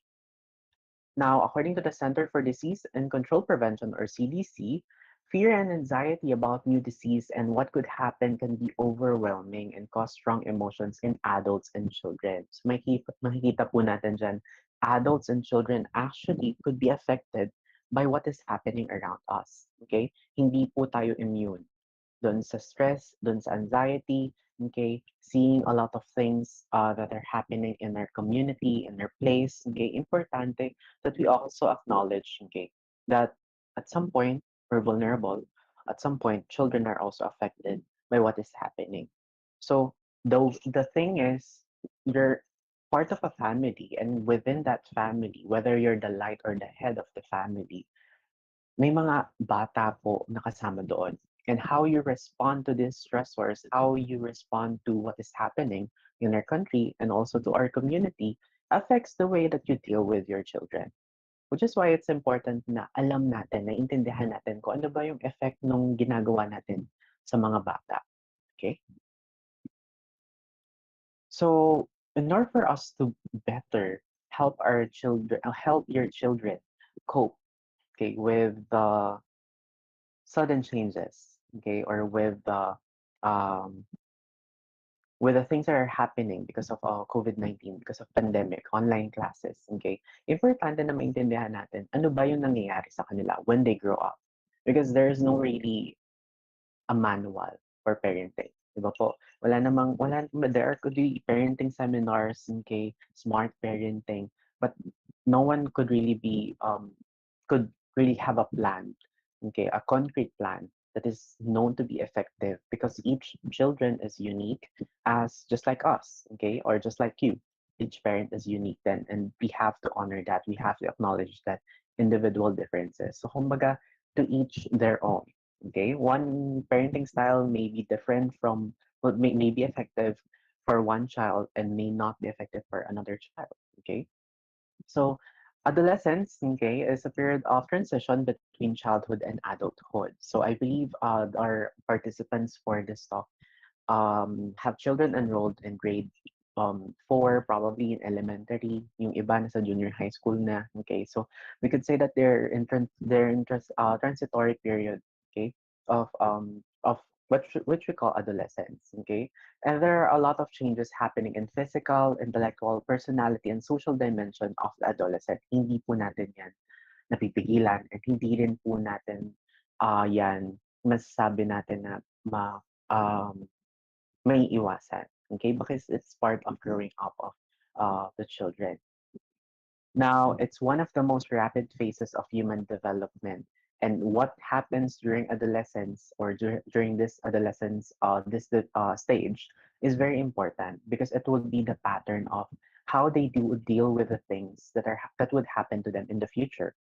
Kung paano nila i-handle or paano nila nakikita na handle natin yung mga problems, paano natin kina-confront yung mga bagay, yung mga stressors natin, okay, whether be it in a positive or negative way, yun din yung magiging model nila. Yun yung magiging pattern nila when they grow up. Okay?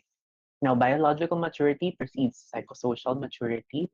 Now, una po yung physical maturity ng bata, yung physical changes before the psychological changes happens. Kaya po napapansin natin, di ba, minsan or madalas, 'di ba, yung mga bata during their adolescent stage or years, tumatangkad, yung ibang babae, nagdadalaga, okay, lumalaki yung boses ng mga lalaki. So those physiological changes happen first before the psychosocial maturity happens. Now it's our responsibility, it's your responsibility as well to guide them or to help them um in those changes. Okay. Now, the characteristics of both the individual and the environment influence the changes taking place during the adolescence. So, um, maraming factors that would actually affect the development of a child or of a student. Okay, merong biological, meron din tayong environmental.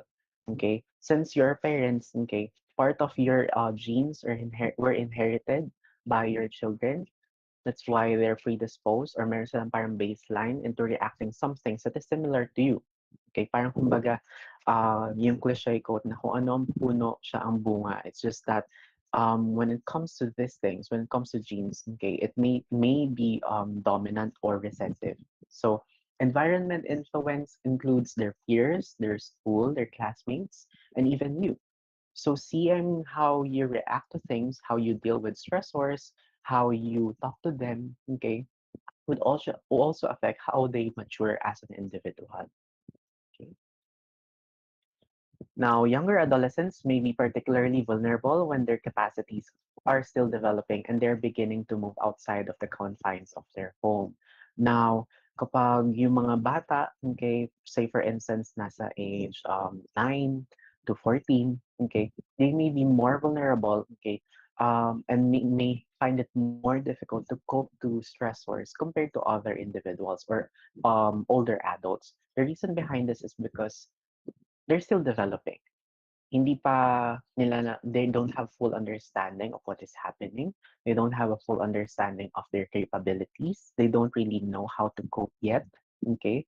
So it may be from a case to case basis, but generally older adults may find it more or would could better cope with stressors compared to younger adolescents. That's why we have to make sure that we're also helping those children, okay, when it comes to problems that they have, whether be it big or not, okay? Because we also have to put our feet in their shoes in a way that we would understand it. Siyempre as adults, iba yung responsibilities natin, iba yung mga iniisip nating mga bagay, okay, yung mga duties natin, iba yung perception natin and interpretation natin of things that are happening around us, okay? And iba rin yun sa mga bata.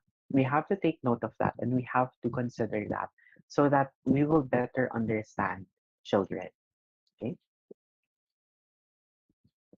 Now, what are the aspects of development? We have physical changes. So these are very obvious, okay? And probably you better know this or observe this one with your children, okay? So there's a rapid growth, okay, 3 inches per year for males and 4 inches per year for females. There are also changes in the appearance, and although the order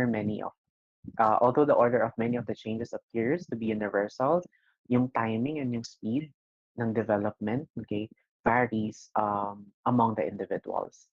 Okay, so there are physical changes like yung brain, which is also important that we understand.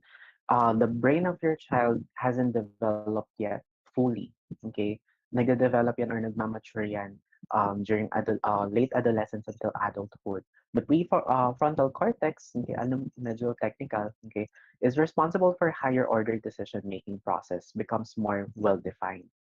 So, nade-develop siya, nagmamature yung prefrontal cortex, which is responsible for our decision-making skills, for higher order thinking, for our personality as well.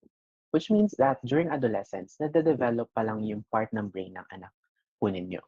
Which means that there may be a lot of adjustments, there might be a lot of changes, okay? A lot of lapses as well, and struggles. Kasi hindi pa yung brain nila hindi pa kagaya ng it doesn't work like how our brain works because it's still developing. Okay? So, um, kaya kapag may mga i-explain tayong mga bagay sa kanila, meron tayong sasabihin sa kanila, kagaya ng um, nasabi kanina ni Ma'am Via, di ba? We have to make sure that we go to their level so that there will be understanding.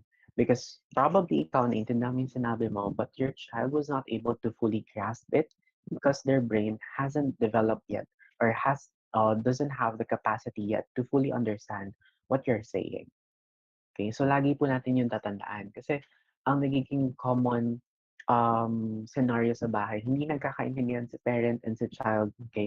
Because the child expects the parent to understand and the parent expects the child to understand. But happens nga na when it comes to adolescence, when it comes to the part of the children, hindi pa gaano nade-develop yung brain nila. Hindi pa gaano nagmamature. Okay, so we have to give them time and support them in that course of development. Okay. Now, there are also neurodevelopmental changes. So, they're part of the regions of the brain that also developing, okay, such as the limbic system, which is responsible for your emotion, for our emotions, for pleasure seeking and reward processing. Okay, kaya yung mga bata, since it's still developing, the limbic system, the amygdala, okay, which is part of it, um, may mga pagbabago when it comes to their emotions. Okay? Hindi nila na-inhibit lahat ng emotions nila when they're mad, they're really mad. They probably throw tantrums, okay, or shout, okay, or cry. And that's normal for children because their limbic system, their brain is still again developing.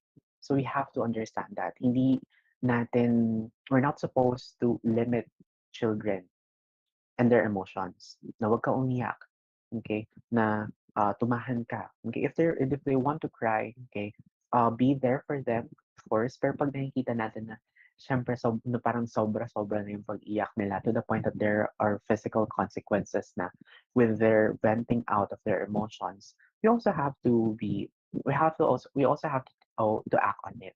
Okay, what I'm trying to say is that let's try not to invalidate the emotions of children and understand that they're still developing. Okay?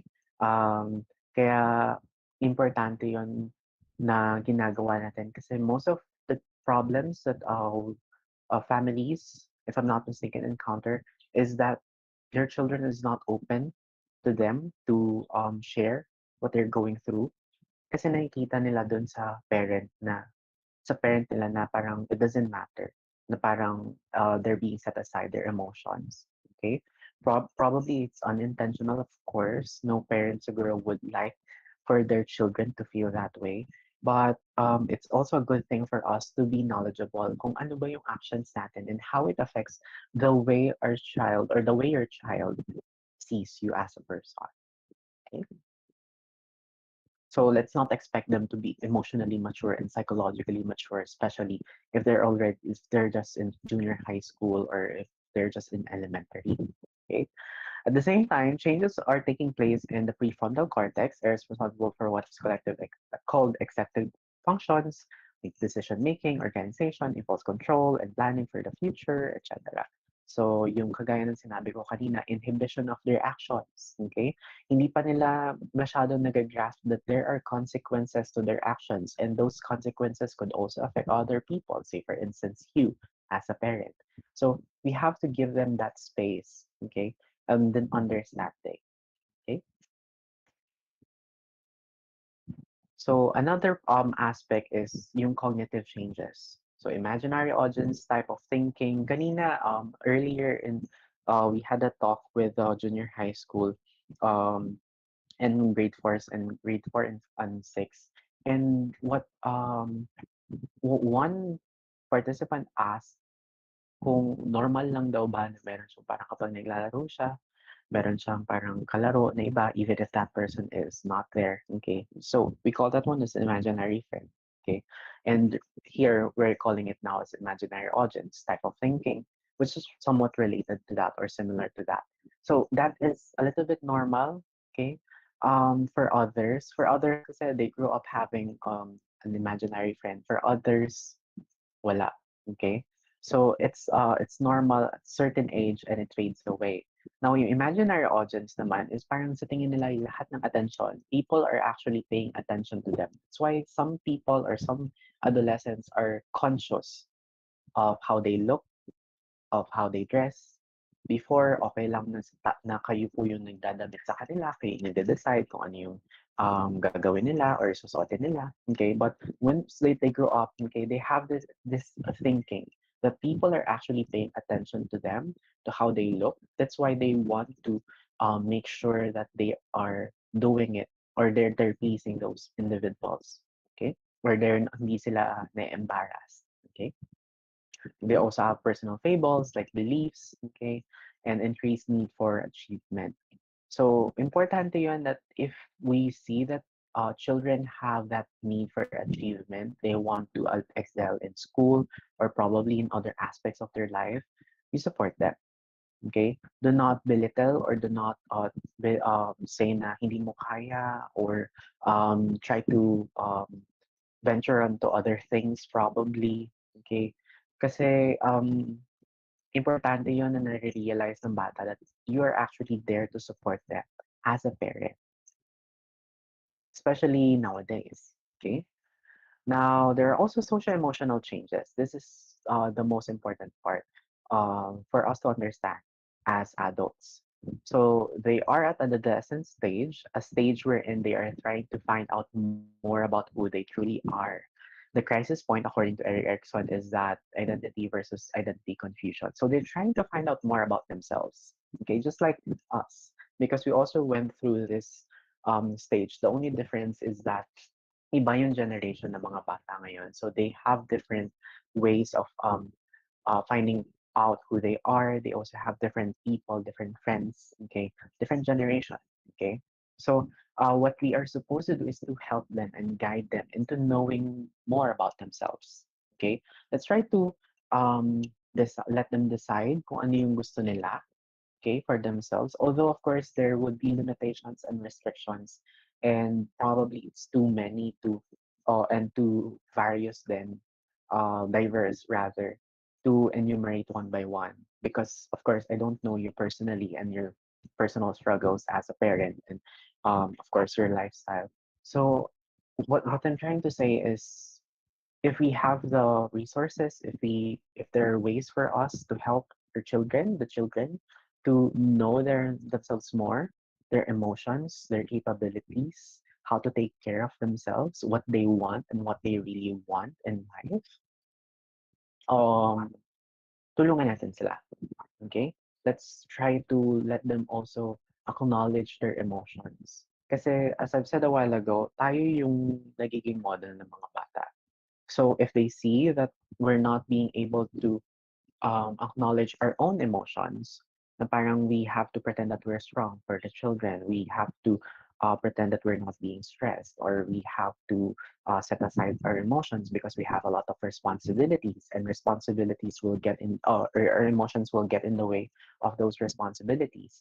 It will be difficult for the children to do something else aside from that, or to the tendency is for them to do it, okay, the same way that you do it when they grow up. So tayo yung nagiging model ng mga bata, okay. So that's why it's also important for us to reflect on ourselves, on how do we deal with the stressors, how do we deal with life, how do we deal with emotions, with problems, okay.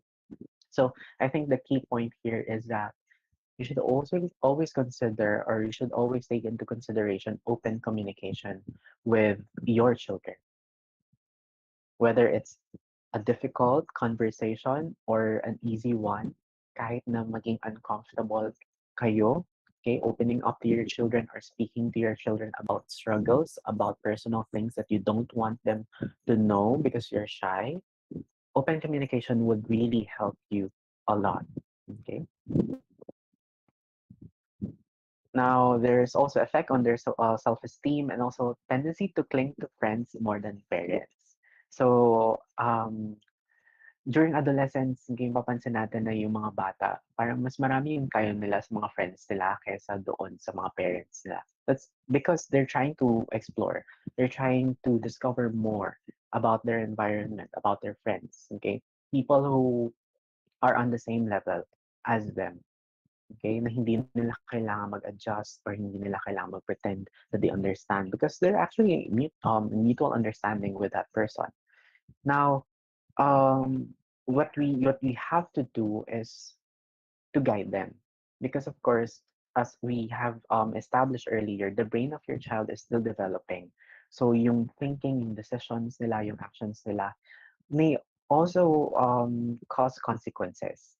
So I'm not saying na kapag may tendency na hayaan natin yung anak natin mag-explore, hayaan niyo yung anak ninyo na mag-explore or hayaan niyo po sila na makapagkilala sa mga friends kung sino-sino man. Okay, I'm not saying that. What I'm trying to say is that you let them explore, but of course weigh things, okay, and make sure that it's balanced, okay, because you also have to set limits for them, okay. Now, over the course of the second decade, adolescents develop stronger reasoning skills, logical and moral thinking, and become more capable of abstract thinking and making rational judgments. Let me just go back here. I think someone messaged.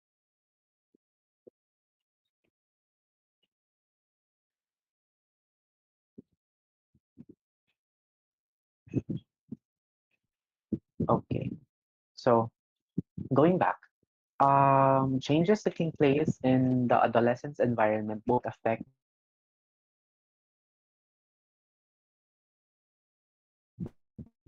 and naapektuhan din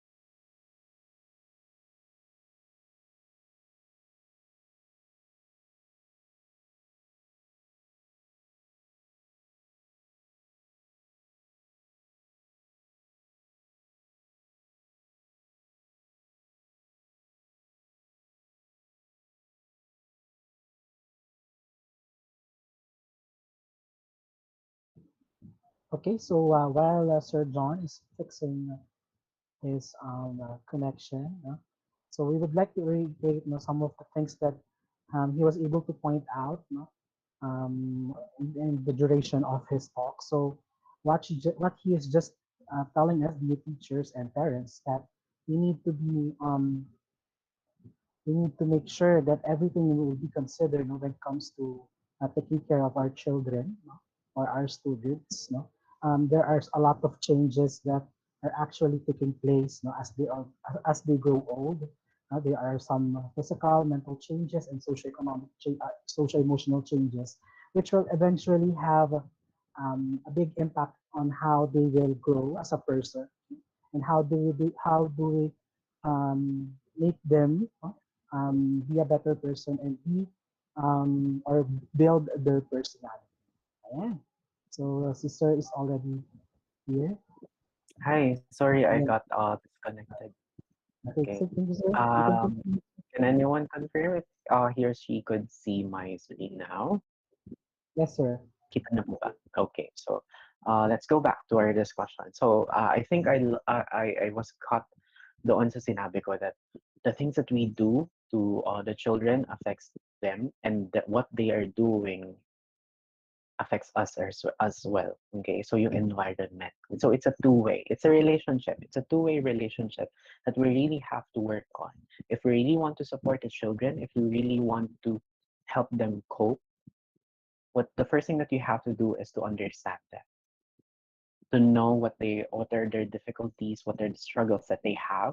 Because if we don't know kung ano ba yung struggles nila, we don't understand, okay, their perspective of things, it will be difficult for us to help them. Parang kumbaga pupunta tayo sa isang shop, okay? Kung hindi natin naiintindihan, or repair shop, kung hindi natin naiintindihan kung ano yung problem dun sa isang bagay, if we're trying to fix something but we don't understand kung ano yung problema doon sa isang device na yun, we wouldn't be able to explore it or we wouldn't be able to fix it. And probably we might end up causing more trouble doon sa device na yun rather than actually fixing it. Okay, so what I'm trying to say is, yun nga, we have to understand and they also have to understand. Okay, children also have to understand their parent. Now, how do you support your child? So, this is according to Cleveland Clinic in 2019. So, what you could do is to give your children your undivided attention when they want to talk. I know that things are really hard because there is no distinction between your work, your responsibilities at work, and your business, and also your responsibility as a parent. But when you see that your child wants to talk to you and it's important for them, you try to give them your undivided attention. 5 minutes of talking to your child or 1 minute, okay? Sobrang laki ng impact na yun. Okay, if they see that we're actually paying attention to them and actually hearing or listening to them.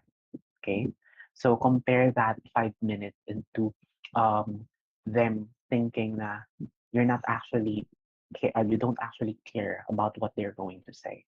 So that's the first thing that you have to do. Give your child undivided attention, even if things are hard, even if you have a lot of things on your plate already. Try to give your undivided attention to your child when they want to talk to you. Hindi naman po yung makipag-usap ng 3 oras sa inyo. Okay?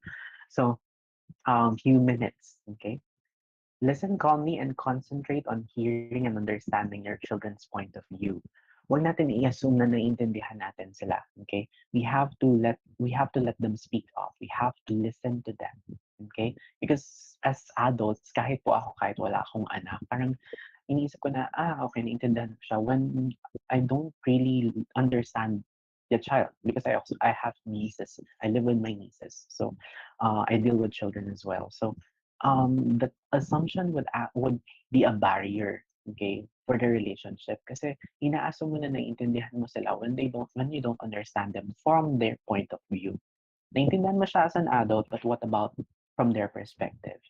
Okay? When they talk about things, okay, their struggles, their stressors, listen to them calmly. Okay? Huwag natin sabihin na, hindi, kaya mo yan. Um, di ba, ganito yung ganyan. Okay? So, or we don't talk to them. Okay? Try to listen. Okay? You don't always have to say something naman. Sometimes children just want to be acknowledged that they have a parent who listens to them. Next, speak to your children as courteously and as pleasantly as you would to a stranger. Your tone of voice can set the tone of the conversation. Kapag kunwari, your child is reaching out to you, trying to talk to you, huwag natin silang sigawan. Okay? Huwag natin silang takutin. Okay? Even if we're stressed already. Okay? Now, you have to understand that the cause of your stress is not your children. So it's not for your children to accept the impact of stress that you have. Okay? Hindi natin dapat dinidisplace yon dun sa mga bata. Okay? Because it would affect them psychologically and would affect them also on your relationship with them. So try to be calm. I know we come from different places, okay, sa Philippines.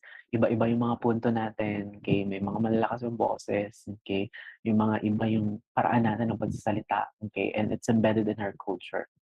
But if we see that if you see that your child is having a problem experiencing or understanding that it's part of your culture, ganito ka kasi talaga as a person, try to adjust a little bit about it until they fully understand. Okay, and then understand your children's feelings even if you don't always approve of their behavior. Try not to make judgment. Okay, yung mga sinasabi natin sa mga bata, okay, na na na it becomes embedded in their mind. Okay, and when they grow up, nag-i-stay yun.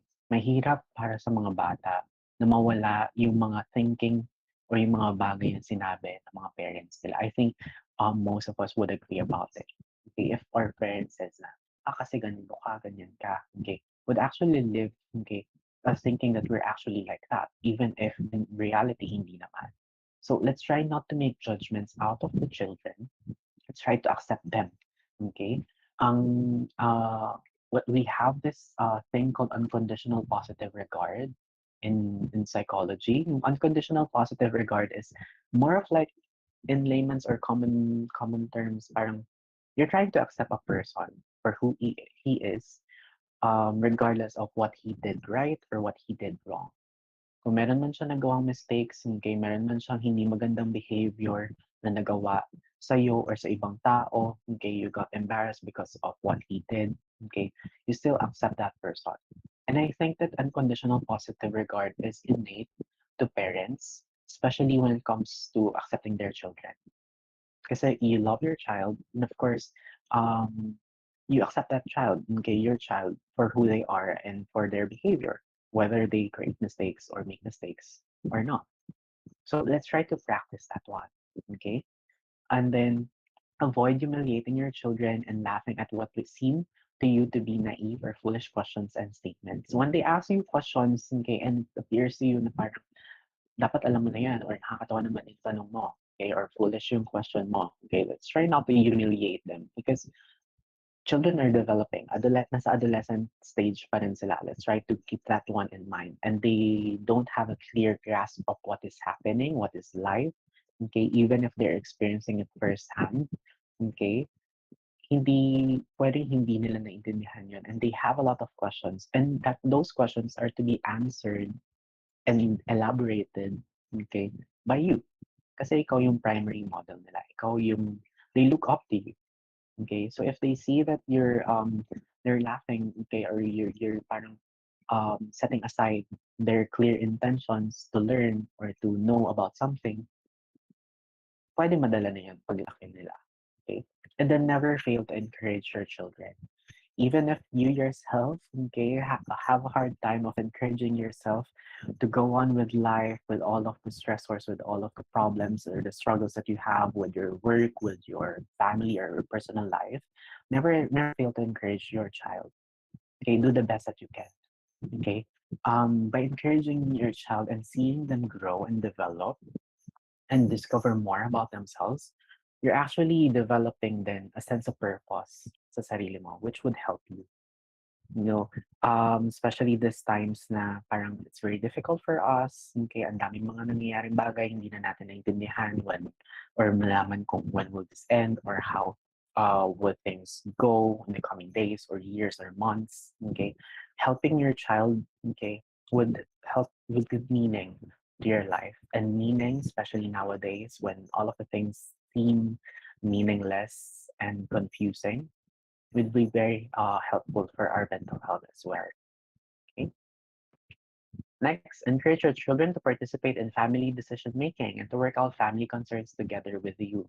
If you know that your child has the capacity to understand what is happening to your family, if there are decisions that need to be made, and your child is affected by that decision or will be affected by that decision, try to let them participate. They don't have to decide for the family, of course, because they're not the adult, okay, in the family. You are, so you still have the last say.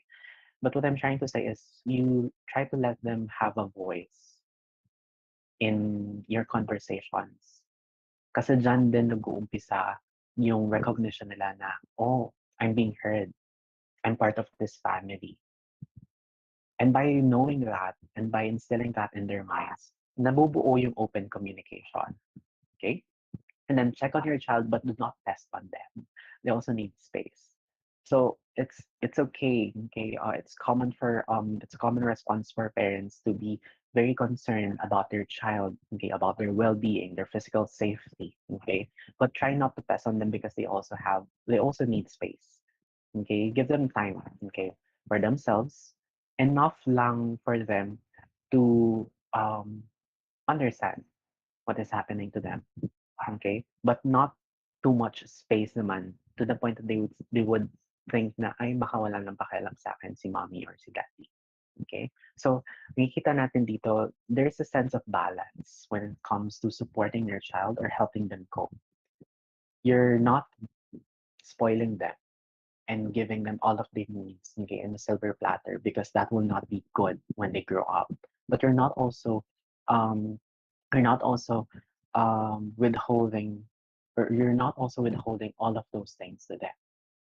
So kailangan ma-balance natin 'yun, na tinutulungan natin sila. I know that um as parents, of course, you love your children, but love is not, isn't always about giving things. Is not always about providing everything that your child needs, because if you do, you're spoiling them, and it may have a repercussion when they grow up. So they also have to learn things differently, okay? And you're supposed to guide them, not to develop themselves for them, okay? There. And then I would like to end with this. So you also practice self-care. Self-care, okay, kanina napag-usapan po ninyo yung self-compassion, okay, and the difference between self-compassion and self-indulgence. Now I wanted to explain lang briefly what is self-care. Self-care is any activity that you're fond of, okay? Anything that you think would help you step back from what is currently happening to you, if it's overwhelming or if it's too much, if it's very stressful. It could be planting, it could be painting, it could be writing, reading, cooking, probably, or baking. Anong activity is considered as a self-care.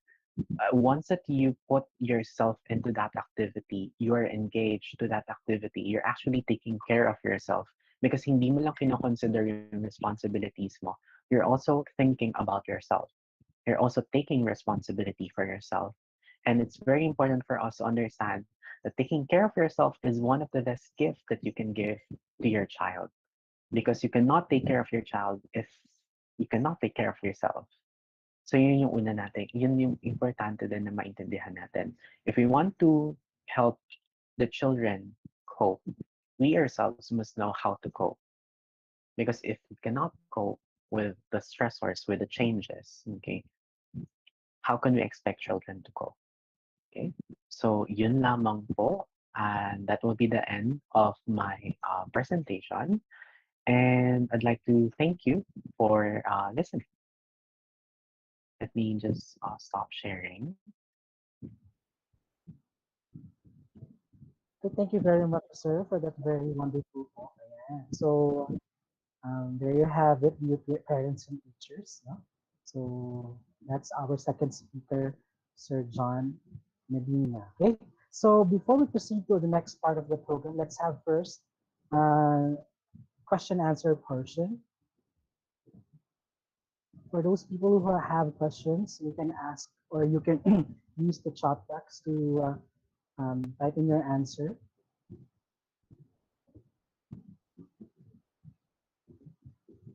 Ayan. Questions po tayo.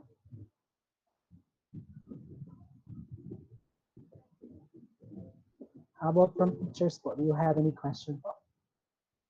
Okay, so Ma'am Mayflor Barcita is raising her hand. Sige po, you can now unmute po so that you can ask your question. Good afternoon po, Sir John and all the parents here. I would just like to ask lang po if paano niyo po, kasi di ba ngayon new generation na yung tawag, hindi na millennials, di ba? So, sa mga kabataan ngayon, especially the teenagers, mahilig sila sa mga gadgets. So, although the parents has to have control dun sa gadget, pero talagang meron silang time talaga na parang hindi talaga makontrol. So what do you suggest that sa parents kung ano yung additional na pwede nilang gawin sa pagdidisiplina sa kanila, no, in terms of ano. So although I know naman na yung mga parents dito, alam nila on how to discipline their children. Thank you po. Okay, thank you, Mrs. Barcita. I think I could also observe that with my nieces, no, kasi they have tablet that they usually play with every day. Okay, and they also use it, syempre, for online learning. That's the main purpose why they have that. I think with the gadgets po kasi we have to make sure that there is a schedule on when they're going to use it for leisure purposes. And there's also a time for them to use it for educational purposes. Especially now na online learning nga po tayo, di ba? If they're using laptop and they're studying, okay, that's a different schedule for them. That's a different time for them.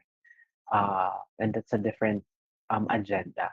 So siguro based also in guidelines from developmental psychologists, from experts, the time that you could give for your child to play if they're in young adolescence is 30 minutes to 1 hour. Kapag more than 1 hour na, at meron na yung consequences sa kanya or sobra-sobra na yun. So 1 hour of playing video games, okay, would be enough siguro, or 1 hour of playing with their gadget would be enough. Huwag natin hayaan na yung bata 3 oras or 2 oras na naglalaro, okay? There are a lot of things that they could actually do even if they're in their houses, okay? Kailangan lang ma-encourage or ma-enlighten din sila na hindi lahat ng bagay nasa screen. Hindi lahat ng bagay nasa gadget. Okay? So I think some of us can relate to that because even if we're not coming from the same generation, di ba?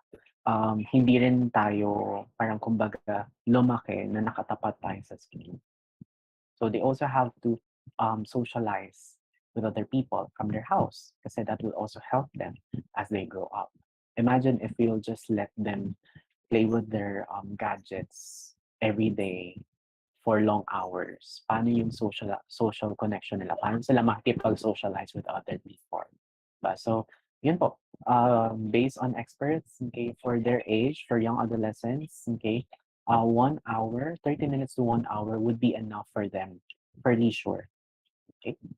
Yun po. And kapag nahihirapan tayo na parang sabihin sa kanila or explain sa kanila na 1 hour lang, okay, that's the time that you have to assert yourself as a parent because there are other things that they could do aside from playing gadgets. Okay? Normal po yun. Kapag naiiyak sila, malulungkot sila. Siyempre, you're taking something away from them. But it doesn't mean that on the other day, wala na silang time to play video games. Okay? So I hope that I was able to answer that question. Yes Thank you po. po. Thank you, Sir John. Thank you very much, ma'am. Do we have any question pa po? Coming from the Okay. parents and teachers? Sir Renz, can I just Yes, share what Ma'am Barcita said? So yes, po. every Friday afternoon to Sunday afternoon lang sila may gadgets. Okay? That's good actually. Okay, but from Friday to Sunday afternoon, dapat din po check natin how long are they playing? Are they playing or using their gadget? Kasi in my field in psychology, meron din bagong disorder na tinatawag which is yung parang dependence on video games. So we don't want people in general to develop that disorder, okay? Because a lot of people are fond of gaming, okay, of internet, okay, using gadgets. So kailangan, even if every weekend lang sila meron, nililimit pa rin natin yun to a certain degree, okay? And yeah, that's good that they also rest and also do household chores, 'di ba? Natutulungan din nila tayo sa mga um, responsibilities at home. Thank you po. Thank you, sir. Thank you po. Yeah. So, do we have any question pa po? Another question po from Ms. Roslyn Olivar. How to solve the wait lang? I always hear this from my niece and nephews po. First, we have to see muna. Yung wait lang ba nila, are they doing something important or not? If we see that they're doing something important, we wait. Pero kung nakikita natin na sabi nila, wait lang, tapos napuputol na yung meeting natin sa leeg, kakatawag sa kanila kasi hindi na tayo pinapansin, then probably what we could do is to talk to them. Tell them na it's not something that is good, that they keep on letting other people wait for them when they're not actually doing something that is important. Doon na papasok yung open communication eh. na naintindihan nila na importante yung time, importante yung pinapagawa natin sa kanila. And from that, na-realize din nila yung importance ng time, ng respeto for those people, for other people. Okay? So, setting parang priorities, ano ba yung mas mahalaga? Okay? Yung ginagawa mo ngayon o yung pinapagawa ko. Okay? So, importante na maintindihan yun ng mga um, tao at maintindihan din natin. Okay? Kasi baka naman tinatawag natin sila kaya sila nag-wait, nagsasabi ng wait lang kasi importante para sa kanila yung ginagawa nila. Okay? So, wag natin silang kapag sinabi nila na wait lang, tapos naiinis tayo. Siyempre, normal response po yun sa atin. Di ba? Naiinis tayo kasi pinag-aantay tayo eh. Pero when we talk to them, okay, about it, that behavior, any behavior actually that you think is not good, okay, you try to talk to them in a calm manner. Yun na pag-usapan po natin so that they would understand. Okay? And hindi po yan yung parang pagkatapos mo kausapin, okay na agad. Okay? Because nothing comes instant when it comes to parenting and raising children. It goes through a process, a rigid and a thorough process na i-explain mo sa kanila hanggang makuha nila. Okay? So, huwag natin expect na kapag kinausap niyo na yung bata, okay na kaagad. Okay? Okay. So, sabi ni Ma'am Versita, kapag tinatawag niya ng complete name, sumusunod na sila. Well, that happens to me as well. When my mom calls me, John's fine, Medina, gano'n. Or by my second name, Ismael. Yun. Napansin natin na, sumusunod na nga sila. Because they know that there's something na. Okay? Okay. So, we have to catch their attention as well. Ayan, thank you very much, Ma'am Rosalie, and also sir for that wonderful answer. I think it all boils down to how we can or what kind of parenting technique that we will actually use no for our children. Ayan. So any other question po? Okay, so sir, I have a personal question. I ask this to you, sir. Sir, what can you advise, sir, for the students of yung mga teenager po natin, sir, to have an alternative way of socializing since yun na po, no, because we are now dealing with the pandemic and we are not allowed to go out. Ano po ba yung mga alternative ways or solutions that we can actually do as teachers and also as parents in order for them to not feel that they are always alone, they are always sad because they are alone like that's it. Okay. It's a very interesting and challenging question. No? Kasi nga, limited tayo ngayon because we cannot Yes. go out.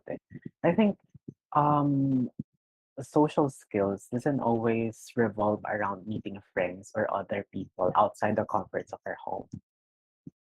What we practice here in our house, since the children cannot go out, is we bought yung traditional games, like yung nag-uuno kami, Jenga, okay, Monopoly, kasi sometimes we color together with me and my nieces.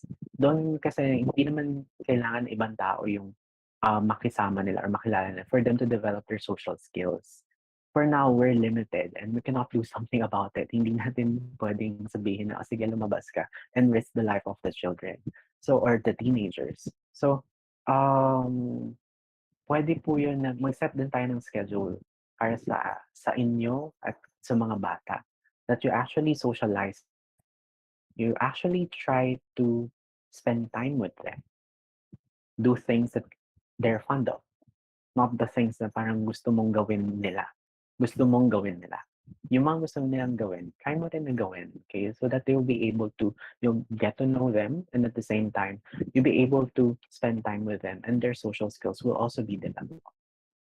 Okay? Yan. Kasi Yes. medyo limited eh. Hindi ko pwedeng sabihin na mag-Zoom po. Eh, paano kung bata? Diba? Siyempre, there are also repercussions or consequences when it comes to the digital, to technology, diba? And as a person kasi, hindi ko rin kasi siya encourage at a very young age.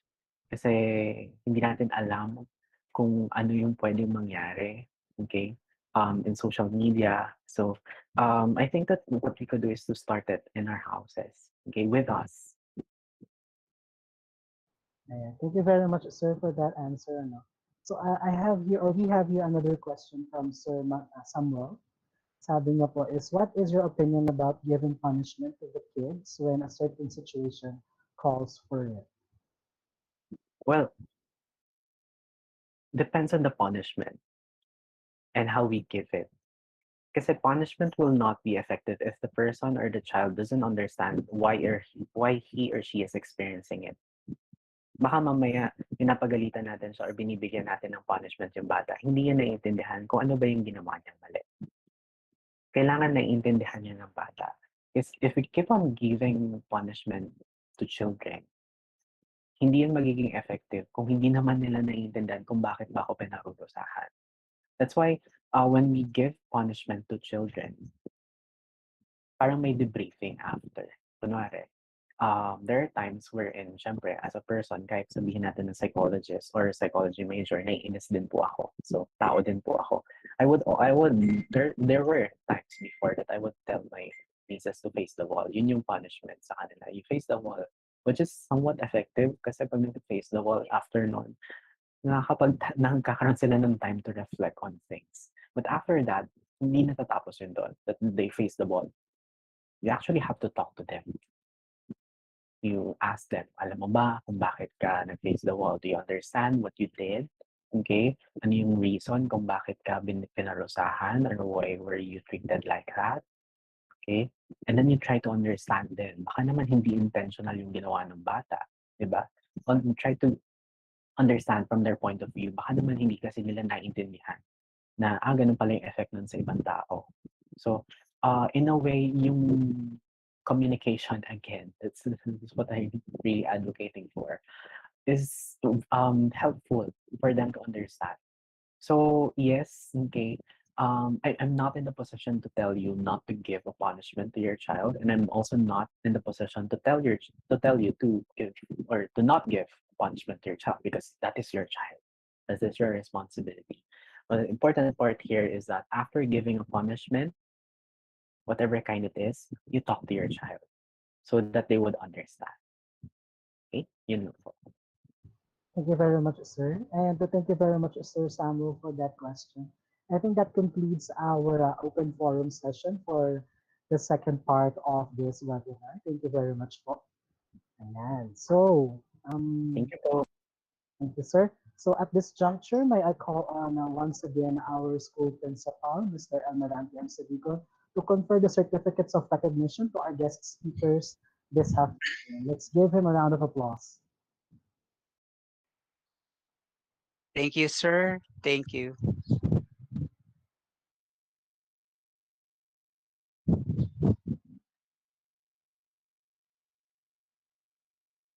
Okay, before I proceed to the conferring of the certificates for our very able speakers this afternoon, I would like to take this opportunity also to thank the whole Pleasant Mountain School family. So from the students, the parents, the staff, the teachers, the Parents Association for uh, bearing with us uh, from morning today until this afternoon. You just imagine we tried to make the day of our students very fruitful since this morning from the preschool to the high school department.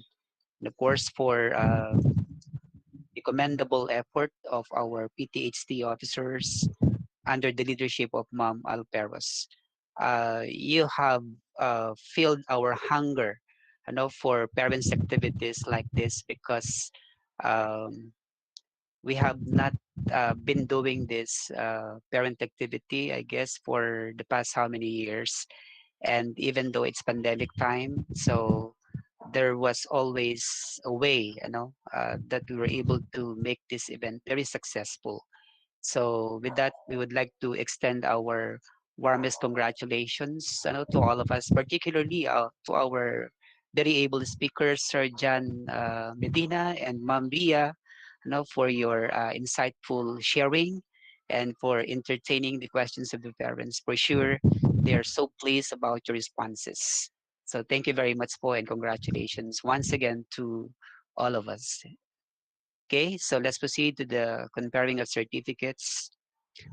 The Pleasant Mount School and the Parents and Teachers Homeroom Team cordially awards this certificate of recognition to Ms. Via Katrina G. Portera for giving an enlightening and insightful talk during the Parents Mental Health webinar on Hinay Hinay Tay, given this 27th day of March 2021. Signed by our PTHT President, Mrs. Arlene B. Alperos, our PTHT Coordinator and Guidance Counselor, Ms. Caitlin G. Buelo, then yours truly, School Principal, and our very able Officer in Charge, Sir Gustav C. Sangalang. So congratulations, Ma'am Via. Let's give her a round of applause.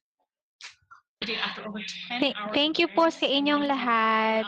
Thank you po. Yes. Thank you also, Ma'am Via. And of course, for our next speaker,